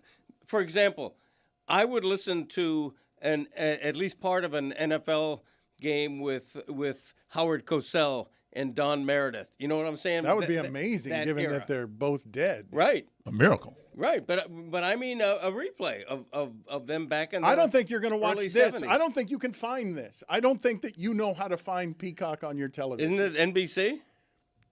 It's Peacock. Well, Channel NBC is NBC. Channel 6. I don't know. I asked my wife. Channel 6. Find Peacock for me. And so that's where it'll end, and then you'll be Yes. in the garage having beer, not watching basketball. No, I'll bring my beer into the house. You got and lucky this time, buddy. Watch Ears. 2 minutes of it. I'll watch 2 minutes of it. You'll walk by. I will wax nostalgic. There is a news item because when I saw the list of people there, I was like, oh, I'm into this. But there was one name I was scanning for, and I didn't see. And then I was just waiting for him to react to being omitted. Oh, I know who you're talking about. Come on. I know who you're talking about. Zaz, you know about that? Everybody hates him, though. Everybody hates him. Dan, you know about that Peter Vesey? Yeah, everyone dislikes Peter Vesey. Right, and I know that. So just let's put that lightning rod in the middle of it because he is so cranky. Has it was when in his heyday when he was a huge part of that show. I would love to throw him in there. Didn't Michael Jordan say terrible things about him in his speech? Yes, exactly. Do you realize how hated you have to be for somebody in the Hall of Fame speech to point you out and talk shit about you? Yeah, but when that person is Michael Jordan, you kind of understand. He seems pretty petty with it. Michael Jordan's was among the angriest Hall of Fame speeches I've ever heard. He wasn't even celebrating it. It was just sort of taking out all of his doubters and Peter Vesey. When it comes to what's happening in basketball at present, last night Trey Young gets ejected from a game before he's actually played for the Wizards. What are you shaking your head about? It's just hilarious. It's so Trey Young. It's like, way to introduce yourself. How is it so Trey Young to be ejected before you've played your first Wizard game? One of the bad boys. That's one of the reasons he's no longer in Atlanta is that they got tired of his act. His act was not playing defense. And a bad hairline. Other than that, I know what I know. Not exactly like Ron Artest. What do you know? Do you even know the details of what he did to get ejected? He was arguing a call, right? One of his two of his guys got cheap shotted, and he was arguing, defending his players to the refs, why are you not calling that? Okay, and then he got thrown, right? Classic Trey Young. He was defending his teammates, though. Okay, he's not even in the game. You don't do that from the bench. Well, I'd say, actually, I would say that if you're going to punish Trey Young in that situation, you make him stay there and watch the Wizards play. Well, he didn't do it from the bench. He ran out into the court. That's why he got ejected. He got ejected for going onto the court. He's actually expected to make his Wizards debut finally this week. Right. I think his true crime was letting the spittle stick in his beard while he was arguing. Get out of here. I'm ejecting you. I don't care. Oh, I'm a vomit. Do you guys think it's actually bad if you're Trey Young to be sent away from there early and you don't have to spend any more time watching the game? You could I don't think you have to stay around after that if you get ejected from the bench. Capital One, worst arena in all of the NBA by far. It is a Best Buy at best. Very blaring Best Buy halogen lamps, terrible crowd. I would want to be out of there if I was Trey Young as well. It does make me laugh when I hear Heat fans complain about the present state of the Heat, and I look at an organization like that playing in a warehouse where you can hear all of the speaker and the DJ because there's no bodies for it to bounce off that care about anything. Imagine the history of the Wizards is so profoundly bad that I really don't think it's a penalty to send him away early from that game. I think if my dad saw the clip of because one of his teammates got run over and they just weren't calling anything. I feel like if you saw the plays leading up to it, you would be like, I see why he's arguing there. He knows what he knows. He doesn't need more information, not just about this in life. He's done. Greg Cody is done accumulating information. He knows what he knows, and that information either supports his belief or is to be rejected. Bulletin. in the NBA, if you're on the bench and you run onto the court, you tend to be punished for it. I don't know if Trey Young didn't know that, but if I'm a Wizards fan, all excited about getting Trey Young, and this is how he introduces himself. Are we still doing bulletins? Like bulletins? I do, yeah, bulletin. You just announced bulletin. But put it on the poll at Le Batard Show. Do you know what a bulletin is? Nostalgia night on Peacock. He won't be watching. He can't find it.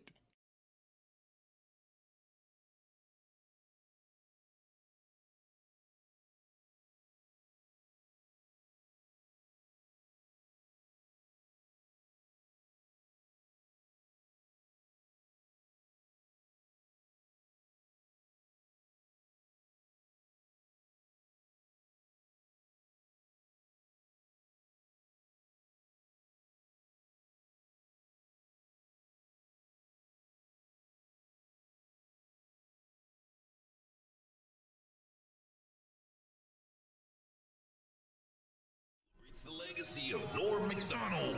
Rest in power. Norm Macdonald passed away. It was a surprise to many. He had kept his illness a secret for 9 years. And he was one of our favorite celebrity prognosticators because he did awkward comedy, uncomfortable comedy so very well. He would insult people to their face. There has not been and will never be a greater Espies than Norm Macdonald doing the monologue and actually cutting through all the mythological fame bullshit and actually going after people, going after the big, powerful celebrities in a way that the audience loved, and ESPN immediately ended and regretted and got him out of there, never to host it again. But he loved awkward. He was so good at awkward, and this is the thing that always impresses me, Stugotz, because the level of discerning among stand-up comics who are great is the highest form of critique or judgment, I think, in entertainment. And when they say someone's a good comedian, that person's a good comedian. Norm Macdonald is somebody who's getting reverence today from a lot of people, but other comedians will tell you what he did was really brilliant, was genius. We had our experience with him because he would tell these long, sprawling stories, and he told, most famously, a bad beat story that was just a killer because he was a gambler, but he was a bad gambler. And one of the reasons we wanted him as celebrity prognosticator is because he cared about it, but he was kind of a loser. And what says loser more than this bad beat? One time I had a massive bet down. It was my last bet. I just said, I'll just bet all this. And then I got 2 aces. And and then I was like, I don't know if I have enough money, but can I get some credit, like from the casino to bet on this other ace? And they're like, no. And I'm like, does anyone else want to buy an ace? No, but everyone else there was betting small. You were at a $5 table. No, I don't like the. What the hell? I'm watching the draft. What? Norm, what? I was just watching the draft. Okay, all right. So, anyways, my 2 aces. I go, hit me. I have 2. You know what I mean? So I have to hit. So I have an ace and an ace. It's a 2. So I hit it. Oh, no. Because you couldn't split it. Here come the face. 12. Boom. 22. Oh. So as obviously I would have had 2 21s. Instead I have 1 22. Mike, I'm pretty sure I have this right. It was not draft day. It was like 6 months after the draft. Norm was doing that as an audio joke. Do you have a date on when that sound was from? It was also in the morning. I mean, he was watching an old draft on one of the sport-dedicated channels, either NBA TV or NFL Network. I think he put it up as a prop. I think because he was on a sports show, he just wanted the interruption, the loudness, because he loved awkward so much. We talked to him about the Espies. I'm telling you, there's never been a crueler or cooler monologue than the one this guy did at the Espies because of how uncomfortable he made an assortment of people. Who was most upset with you after that night? Ken Griffey Jr. Really? Did he say something? Yeah, they told me, like after the show, they were, there's this big party, and they were always like, all through the show, this party's going to be great. And then at the end, I go, where's that party? And they're like, I probably should just go back to the hotel. That's how you learned that you were not invited to Ken Griffey Jr.'s party? Yeah, exactly. What do you remember most about that night? Is there one joke that you're particularly proud of?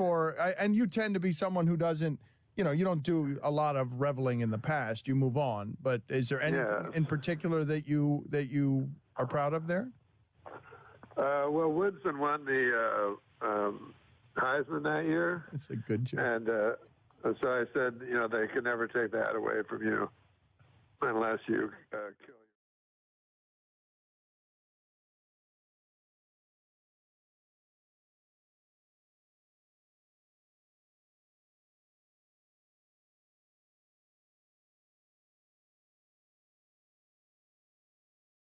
Has been the most predictable of the sports because it has a measurement system that doesn't allow for as many random results in a 7-game series. But I think now, more than ever, because of the combination of the three-pointer and everyone during the regular season doing everything they can just to be maximum healthy by the time the playoffs get here, I think you have the possibility of more randomness in professional basketball than you have had at any point in my lifetime. When I'm looking at the Eastern Conference... We should fix that. Maybe swallow. When I'm looking at the Eastern Conference, I see 4 teams that have a legitimate chance. I don't know what to do with Philadelphia because I don't know if Joel Embiid is going to play in a 7-game series, all 7 games. But you have Boston, Detroit, the Knicks, and the Cavs, and only one of those teams is trusted, and Jason Tatum is now returning to that team. I don't think anybody trusts Detroit. I don't think anybody trusts the Knicks, and I don't think anybody trusts the Cavs. And James Harden, while I like that as an addition, I think I can make the argument that right now in sports, more than anyone else, James Harden represents the guy you trust the least anywhere in the playoffs, any sport. Give me who's second place right now when I say to you, who's got the reputation of a playoff choker? So you've got Cleveland coming after Boston, which has already won the championship and has Jason Tatum returning. And the big move is we've got Harden now, the least trusted postseason player there is anywhere in sports. It's not to the level of Harden, but I think Lamar Jackson's kind of in that territory. That is a good one. Yeah, that is a good one. We got into this conversation a little bit last week, which is, you can maybe make a case when he was in Philadelphia. I know he had the bad elimination game, but it was really Harden reveling in that it didn't have to be just him. And here at this age in his career, less so. The expectations are you're one of the worst playoff performers of all time when you consider your reputation entering it. This is kind of, and when you consider the market, this is kind of a low-stakes deal for James Harden. He may actually flourish in this type of scenario. I'm not a Harden guy. Obviously, I don't want to count on him in the playoffs. But to me, this was a grand slam trade for the Cavaliers. And mainly because they got him for nothing. Like the guy that they traded for, I understand he's younger. Garland never plays. He's hardly played this year. He was in street clothes all of last year's postseason watching the Pacers roll through his team. He finally made his debut with the Clippers last night. So to me, they added Harden for nothing. That's a massive positive.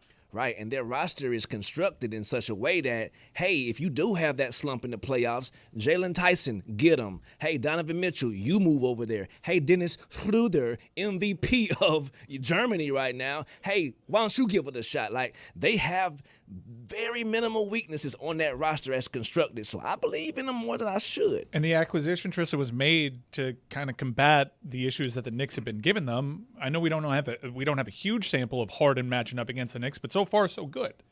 Yeah, I like Harden as a playmaker, and I like the way that he's elevated Jared Allen. I know that we're all in on Black History Month Jared Allen and how elite he's been, and I think he raises the ceiling for Evan Mobley as well. But this team, outside of maybe Keon Ellis, is like pretty damn soft. Like, I just want to know what happens when we punch the Cavs in the mouth, and we'll see what happens. Did Jared Allen, one of the times that the Knicks took out the Cavs, and the Cavs had all sorts of frontline problems with the Knicks, Jared Allen did not play. Since Harden got there, every time I look up in the first quarter, Jared Allen has 6 for 7, and I assume that it's just dunks, that he's just getting alley-oops off of dunks that Harden and Mitchell are creating. And even though he's not reputed to be this real tough, hard-nosed player, the way that Harden gets buckets with his big frame, that's toughness on and a basketball. foul baiting. Yeah, in on the basketball court. And honestly, defensively, I look up in some fourth quarters. There was one game he had 4 blocks. Like he's a big dude, and against the likes of Jalen Brunson on a switch, like he can use his size. He's actually helping them. Last night was a bad basketball night, but maybe you noticed that Boston, without Jaylen Brown, went back to Milwaukee, and with Milwaukee having Antetokounmpo back, beat them by 30. I don't know why anybody would pick anyone other than Boston with Jason Tatum returning. The last time I saw Jason Tatum not be hurt and playing for the Celtics regularly, didn't they win 65 games that season? They did, but they also were embarrassed by the New York Knickerbockers in the playoffs for their toughness. Yeah. So, Don't let the revisionist right. history tell you that they would have won that had Tatum not gotten hurt, because they were on their way out. Yeah, I think the thing, if you look at this version of the Celtics, it's just a masterclass from Joe Mazzulla and the coaching staff. The ball is popping around, moving, spacing. Everything looks really good regardless of getting rid of Kristaps Porzingis, getting rid of Drew Holiday, et cetera, et cetera. But that's where I'm saying what I think is like the most obvious thing.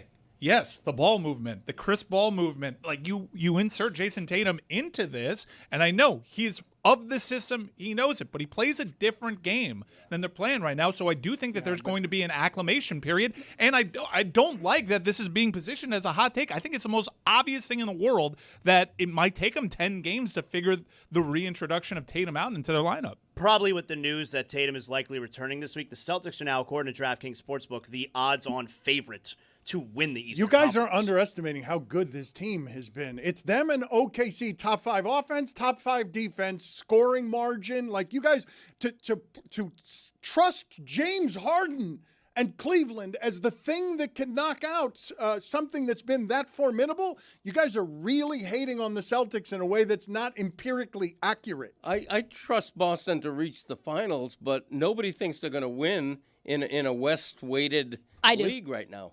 I think they could. Yeah. You've got OKC with injuries. I think that's the biggest question mark. So if OKC ends up, I don't know, facing an Aaron Gordon healthy Denver team, and maybe you've got injury issues with that team, they're very thin as well. I could see OKC getting knocked out a little bit early. You see all of the different things that have been going on with Jalen Williams, Isaiah Hartenstein, Alex Caruso. They've been, and obviously Shai Gilgeous-Alexander missed a bunch of time too. So say they get knocked out by Denver. Denver maybe gets knocked out by Minnesota. I mean, depending on how the standings in the table fall. But I could see absolutely Boston coming in and playing a Spurs team or a Denver team with a creaky Aaron Gordon hamstring, and they could mess around and win the whole thing in a year that was supposed to be a gap year. We never know how the West is going to shake out, especially how deep they are. I don't think we know how the East is going to shake out. Right now, we're in the stretch of NBA history that is the most unpredictable. Look at the recent champions. And while I understand Dan's conviction, he has always been bullish on the Boston Celtics. I heard this for a full season, and then they lost to the Knicks. You take that tier of 4 teams over there, and I think it's anybody's ballgame at this point. Right, and remember, all James Harden has to do is be better than a turf-toed Darius Garland in the playoffs and tie the damn Jerome. Like, bruh, I think he can handle that. So what you guys are doing, though, that ignores all of the math of all of basketball, 80 seasons, 2,000 teams. There have been like 3 that win the way Boston does on the road by margins this large. And you guys are arguing, as you argue, they got James Harden now. Oh, but bringing back Tatum, that's bad. They lost to that's the argument you guys are making. They lost to a worse Knicks team than are in any of the clumps that we're talking about right now. Tatum got hurt. I'm not disagreeing with you that the Knicks, you trust the Knicks at your own risk. You go ahead and trust the Knicks. If you want to do that, I'm looking at 80 NBA seasons. I'm looking at 2,000 teams, and OKC and Boston are two of them. I think there have been like 3 all time who win this way on the road by not small margins. They just went to Milwaukee and won by 30. Yes, the key word, Milwaukee. But remember, they're a jump shooting team, and when they go cold, those jump shots go cold in the playoffs. They keep shooting them. That's their kryptonite. It's not that we know how good they are, but they won't drive the ball to the hole when it matters. You feel me? I would also just add, when it comes to Boston, this isn't the same Celtic team that's been competing for championships the last couple seasons. You say that. It's not Drew Holiday and it's not Porzingis, but it is a team. You cannot argue that what you've seen from them right now without Tatum doesn't impress you, because I remember the way they got eliminated last year. I'm like, are you guys sure that if they lose Tatum, they don't just become as good as the Pacers? They don't just fall. If Jaylen Brown, you talk about that 10-game transition.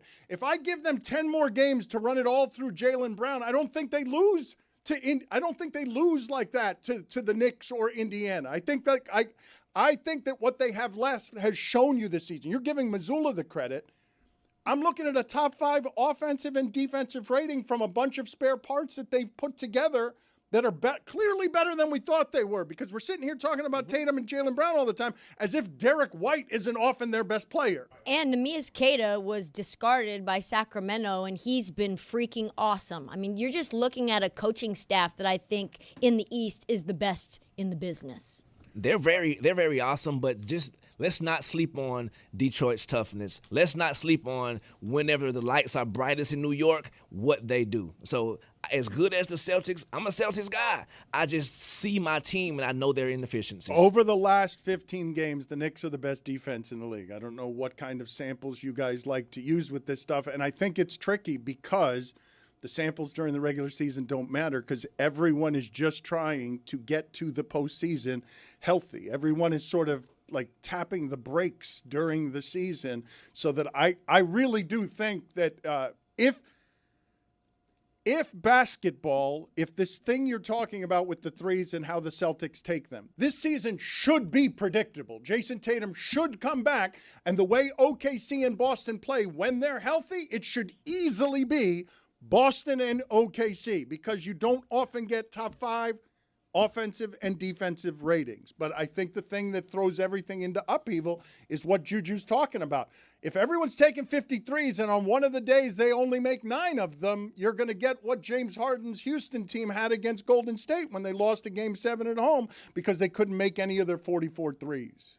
I think Jaylen Brown has proved, though, that he can put his head down and get to the rack. I'm still very worried about, if I'm rooting for the Knicks, picking on Karl Anthony Towns and picking on Jalen Brunson and just putting them in hell and targeting them defensively like we saw teams do against Luka. Like, you have 2 really bad defenders on this team. You also have Karl Anthony Towns taking the least amount of shots in his career, least amount of minutes, and I think that's a big problem as well. Yeah, like top defensive rating in the last 15 games, but what were they to start the season? This is a very roller coastery team. I also just don't trust Mike Brown. Like, I don't trust him at all. That's a big one. And in this stretch of 15 games, yeah, been impressive, but the Cavs roster construction gave him problems. She's trusting Missoula, though.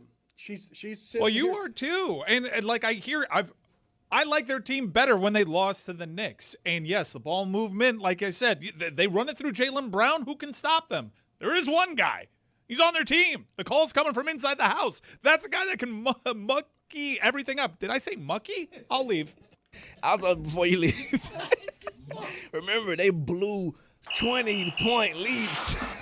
Minor penalty, 2 minutes for leaking confidence. Wow. That was right at the threshold of too much basketball. The wrong word, too. I know that you felt. Wow. you I didn't watch Karl Anthony Towns. I saw Karl Anthony Towns. I saw that Wembanyama had one of the worst statistical games of his life with Karl Anthony Towns bothering him. I'm asking with a question mark because I didn't see the game. Was Karl Anthony Towns doing something to Wembanyama that made him look like that when they played against the Knicks? Absolutely not. He was just missing shots, and they were on an 11-game win streak. Sunday afternoon. You dig it? Early game from San Antonio. That's like 10 a.m. there. They were destined to lose that game. You know about that time difference?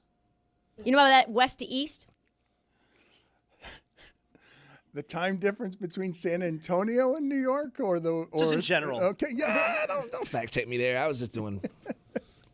I don't actually know what that is. It an hour difference between San Antonio? I always Sounds right. The central time zone always gives me some problems. Yeah. Texas, 1 or 2 hours. Mountain, I never understand. I don't even think that's a real thing. That's the Mountain tricky time one. zone. That's not even real. Put it on the poll at Le Batard Show. Trickier time zone, mountain or central?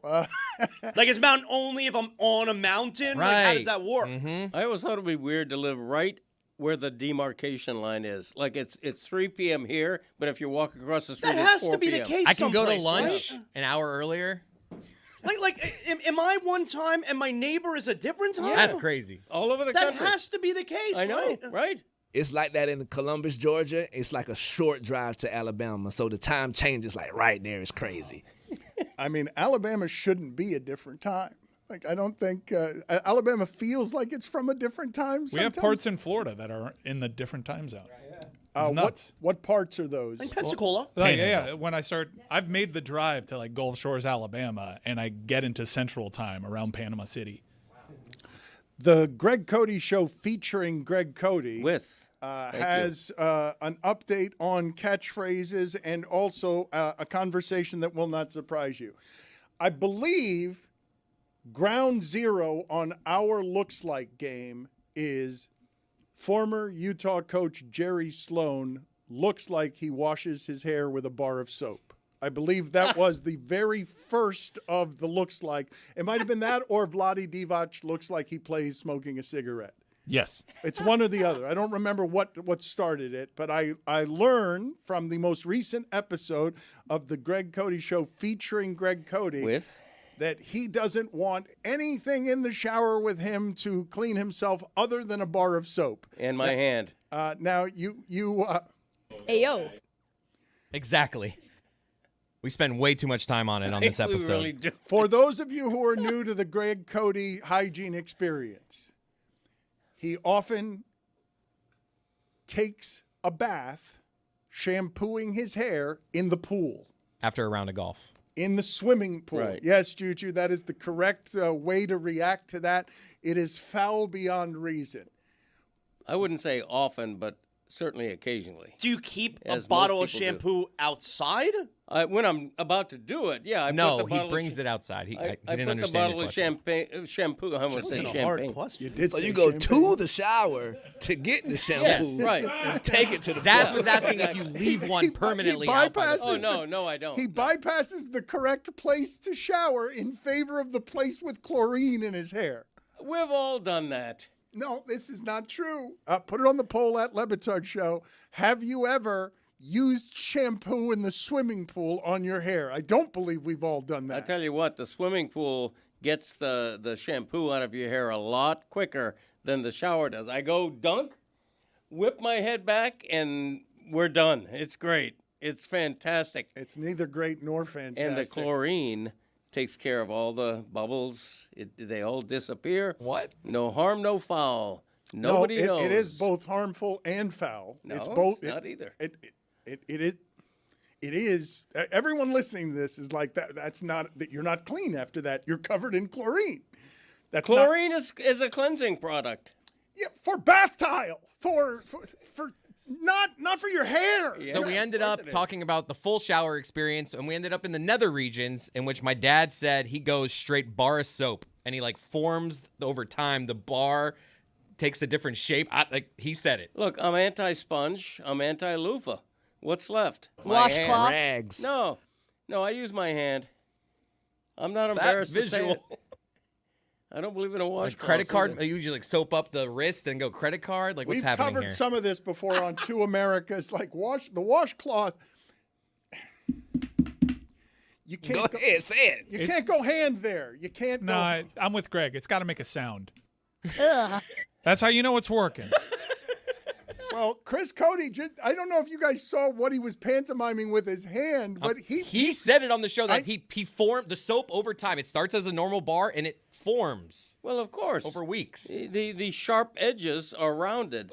And then it becomes easier and easier to soap up your hand. You cup your hand, you force a little air pocket in there. That's how you know the soap gets everywhere. I mean, nothing gets there like the hand, I'll tell you that.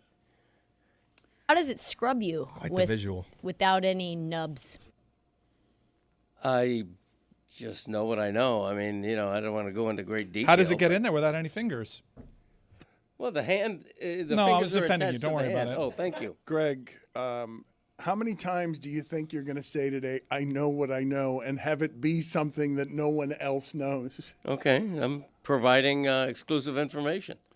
What are your catchphrases this week on the Greg Cody numbers Show are we on? featuring, Oh, I boy. think it's 33 and 34. We're on 34 and 33 in that order. We go from high to low. Started at 50, we'll go all the way to 1. All right, let's do them all here from 50 to 33, shall we? Number 50. I am fuller than Vern Fuller. 49. Where's my click, click? 48. Hey, Butterfinger. 47. Punt.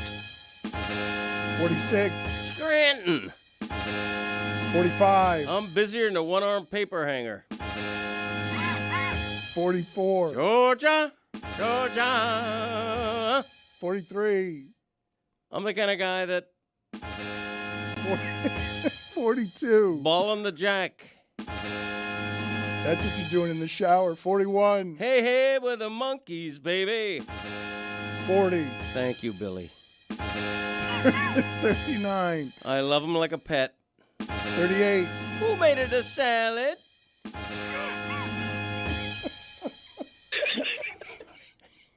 You asked for it.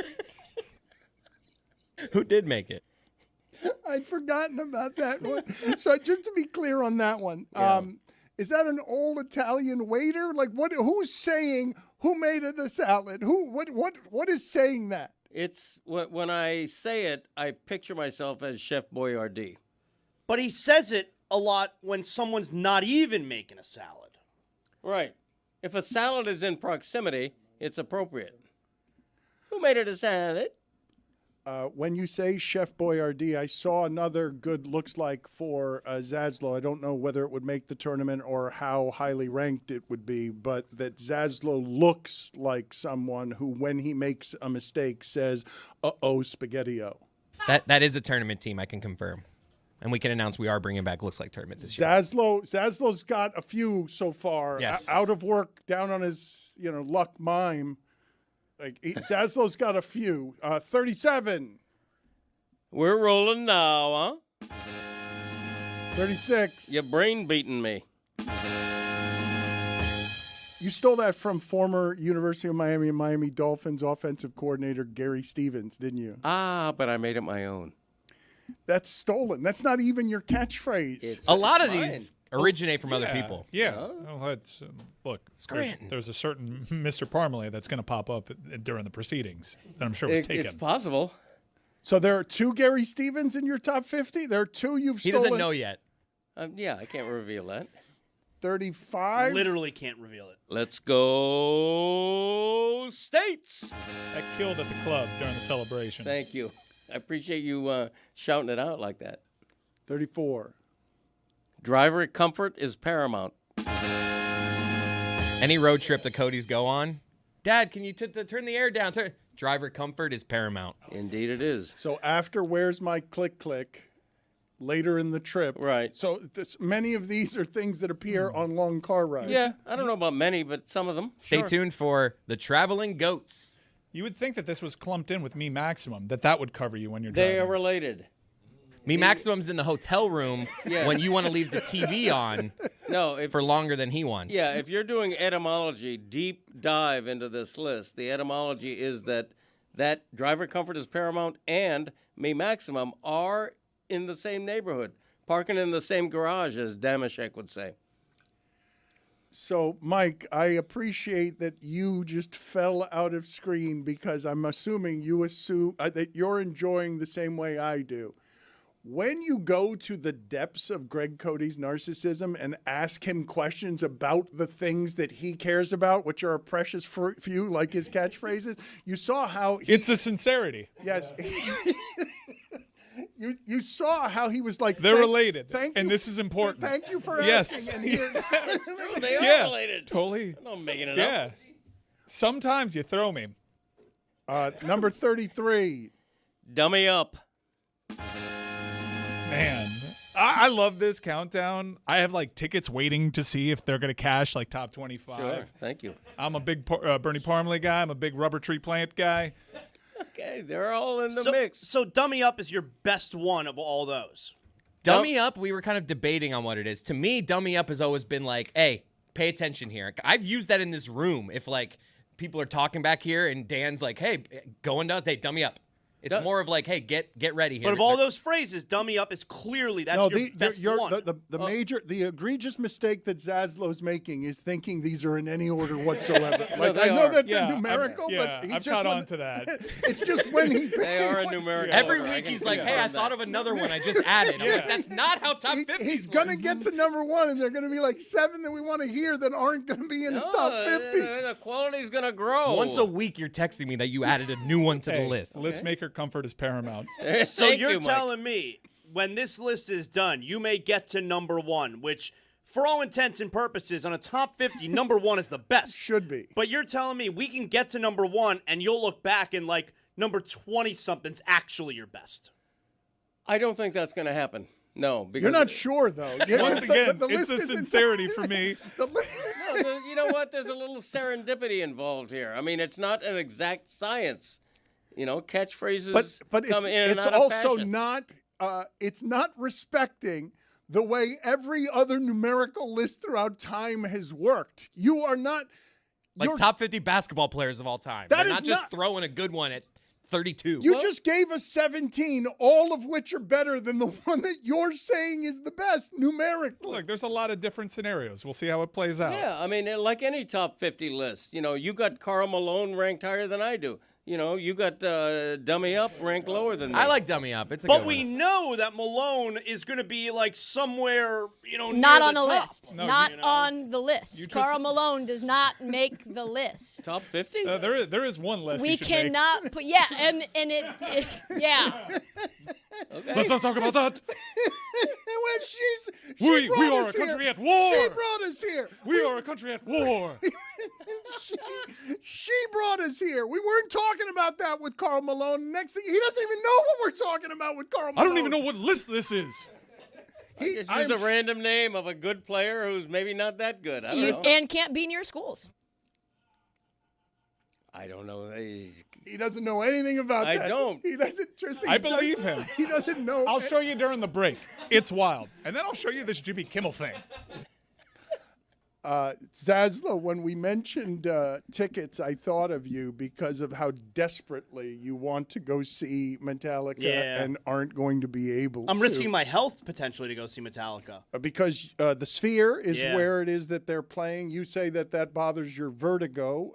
I assume it will, yeah. But are you going to be able to get tickets? Because I don't think you're going to be able to get tickets. Oh, no, I mean, look, you can always get tickets. There's no such thing as sold out for anything anymore. It's just a matter of how much you want to play. So, you can always get tickets. But yesterday, so Metallica's doing a residency at Sphere in October. I was just in Vegas. I refused to go see anything at Sphere because I suffer from vertigo. And you know what? For people who don't know what vertigo is, I'm not going to sit here and say that I wouldn't wish vertigo on my worst enemy. I don't understand people who say that they wouldn't wish something on their worst enemy. I would definitely want my worst enemy to have something terrible happen to them. So I'm not going to say I wouldn't wish that on my worst enemy. I would wish it on my worst enemy. But just trust me when I tell you, vertigo's bad. It's a sincerity for me. Also, my mom has vertigo, so I definitely understand. It's awful. But I'm not going to say I wouldn't wish it on my worst enemy. I probably would, all right? They're my enemy. But anyway, I didn't go to Sphere because I suffer from vertigo. But Metallica is doing a residency in October at Sphere. I'm like, you know what? Maybe I take my boys, the Zaslow men. We go see Metallica at Sphere. That's probably going to be pretty awesome. Sounds expensive. Yeah. I thought Unrivaled was too rich for your blood, but Metallica, there's no expensive ticket that's too expensive for you. We pick with and the choose. boys. We pick and choose what we want to spend our money on. Sustained. You're cheating on Pearl Jam, is what you're doing. Okay, no, I'm allowed to see other concerts. No, correct? no, you're not. All right, I don't know what logic you're using, but I signed online to Ticketmaster yesterday. He had no time for it. I signed online to Ticketmaster yesterday. It's the pre-sale yesterday. I laugh in the face of your pre-sales. I get all the pre-sale codes. And so I sign on yesterday. You know, at the way it is for high-demand shows on Ticketmaster, you go in like a queue, you know. You join the waiting room. You go on a queue. And it'll tell you how many people are ahead of you, and the number will slowly dwindle down, and then you get into the room where you could pick your tickets. I did it a few weeks ago. I was like 3,000. Well, give this, okay? I entered the queue yesterday for the Metallica pre-sale. Dan, you will see I posted this on Twitter. There were a few people ahead of me in the queue. Would you like to tell the audio audience how many people the queue is saying are in front of me in line? 305,360. 305,000 people, which you have to assume some of these people, if not all of them, are going to try and purchase 2 tickets. So 700. Now, this isn't for like any of the 8 shows. This is for one specific show. 700,000 tickets. 610,000, but okay, yes, close. Whatever. 350 he was doing. Yeah. Consumer protections are overrated. 600,000 tickets are going to be purchased before I have an opportunity here to snag a pair of nosebleeds. There's a way to skip that line. It's called the aftermarket. Just reach into your wallet, pull out some big bills, problem solved. Well, yeah, that's what it's going to come down to. So yeah, more money usually solves problems. So this is coming from the guy that gets lied to about how much tickets cost from his wife. Well, but she always buys good seats. He also splits Q cups. Dan, what is that? 305,000 people are in front of me? It's a legendary band playing a venue that everybody would want to watch a legendary band. And most of those things are not human.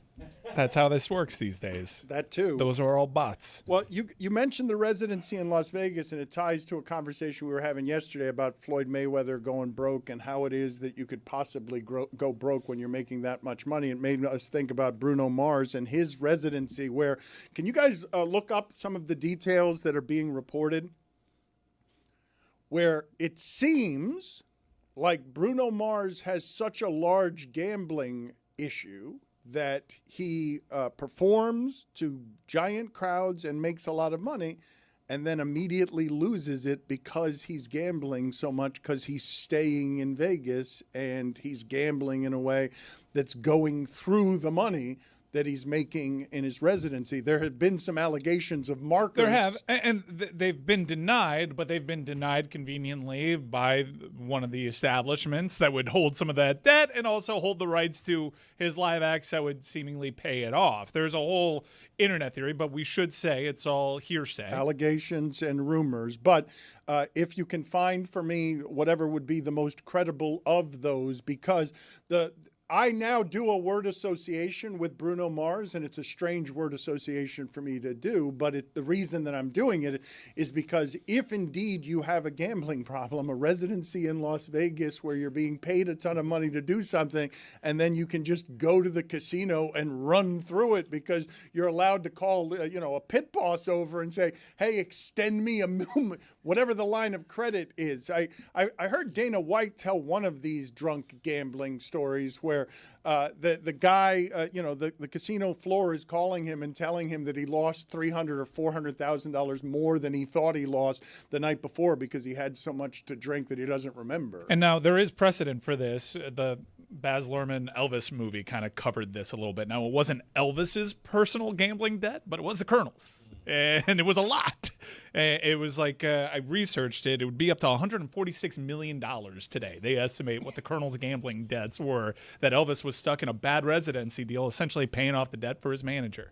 I thought of that sort of in reverse with whatever it is that happened with Ohtani. I don't think we still have the details on that, but that's somebody that's gambling. That went away quick. It did go away. The world moves at a very fast pace. I'm still trying to get over, did you even say thank you? The world has left us behind. Keeps moving. Ohtani, though, that it could have been the biggest gambling scandal ever, and instead we're sniffing around Terry Rozier. And Jonte Porter has reappeared somewhere. Is he playing in Seattle in some sort of strange basketball league? Jonte Porter has made a return engagement. I should tell all of you, by the way, to check out what it is that Pablo Torre has been doing recently, where he continues to be way out in front of everybody on the details on anything related to a number of things, but also that gambling story where he's just got a lot of sources, and I assume that people with the FBI or investigators are checking with Pablo on things because he's got so many sources on this that he continues to reveal more and more information. And I told you he's going to be at the Sloan Conference this week doing something with David Sampson and Amin Al-Hassan, and I would assume that he's got something special planned for the people of Sloan, because that right there is Pablo in his maximum element. That I cannot imagine. He did something with Roy Wood Jr. here this week live, and he's doing some live stuff. Pablo at Sloan with Sampson and Amin, my guess is that he's going to surprise people with whatever it is that he makes. And that's the kind of crowd that Pablo is an absolute rock star for. Were you there when R.C. Buford walked the halls? That was a moment in time. I got a text the other day from people in Pablo's world telling me that he had won an award. I'm like, what award is that? I don't know that award. I still don't know that award. But here is Pablo accepting yet another podcasting award. When Dan Le Batard asked me if I wanted to start a podcast, and I said, that feels like a thing a person of my age and demographic should do. I said that I wanted to start a newsroom, and that is kind of what the answer to that very kind question and introduction and summary is. I do it with people who really care about journalism, even if sports feels like the cheese you melt on the broccoli of journalism. And so my producer, Matt, our whole staff, we do this also at the expense of our personal lives. And so on that note, happy 6th birthday to my daughter, Violet. And thank you to the Academy. You know, Sean Penn wasn't there to pick up his SAG award. He could have said no. What are the Ambies? Thank you to the Academy was a line. Do we know what the Ambies are? I don't know what they are. Can you guys give me just some... They're their Oscars. Yeah. I can't believe I haven't won one yet for my catchphrase countdown. That's the Suey's, Chris. Dummy Up? Dummy Up.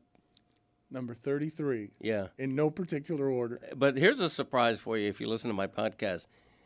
We had my brother, Uncle Dick, on the phone to talk about whether he had ever heard me say dummy up. And it reminded him of something I used to say when I was like 6 or 8 years old, which is not on the list, but is now a parenthetical adjunct to dummy up on the official list.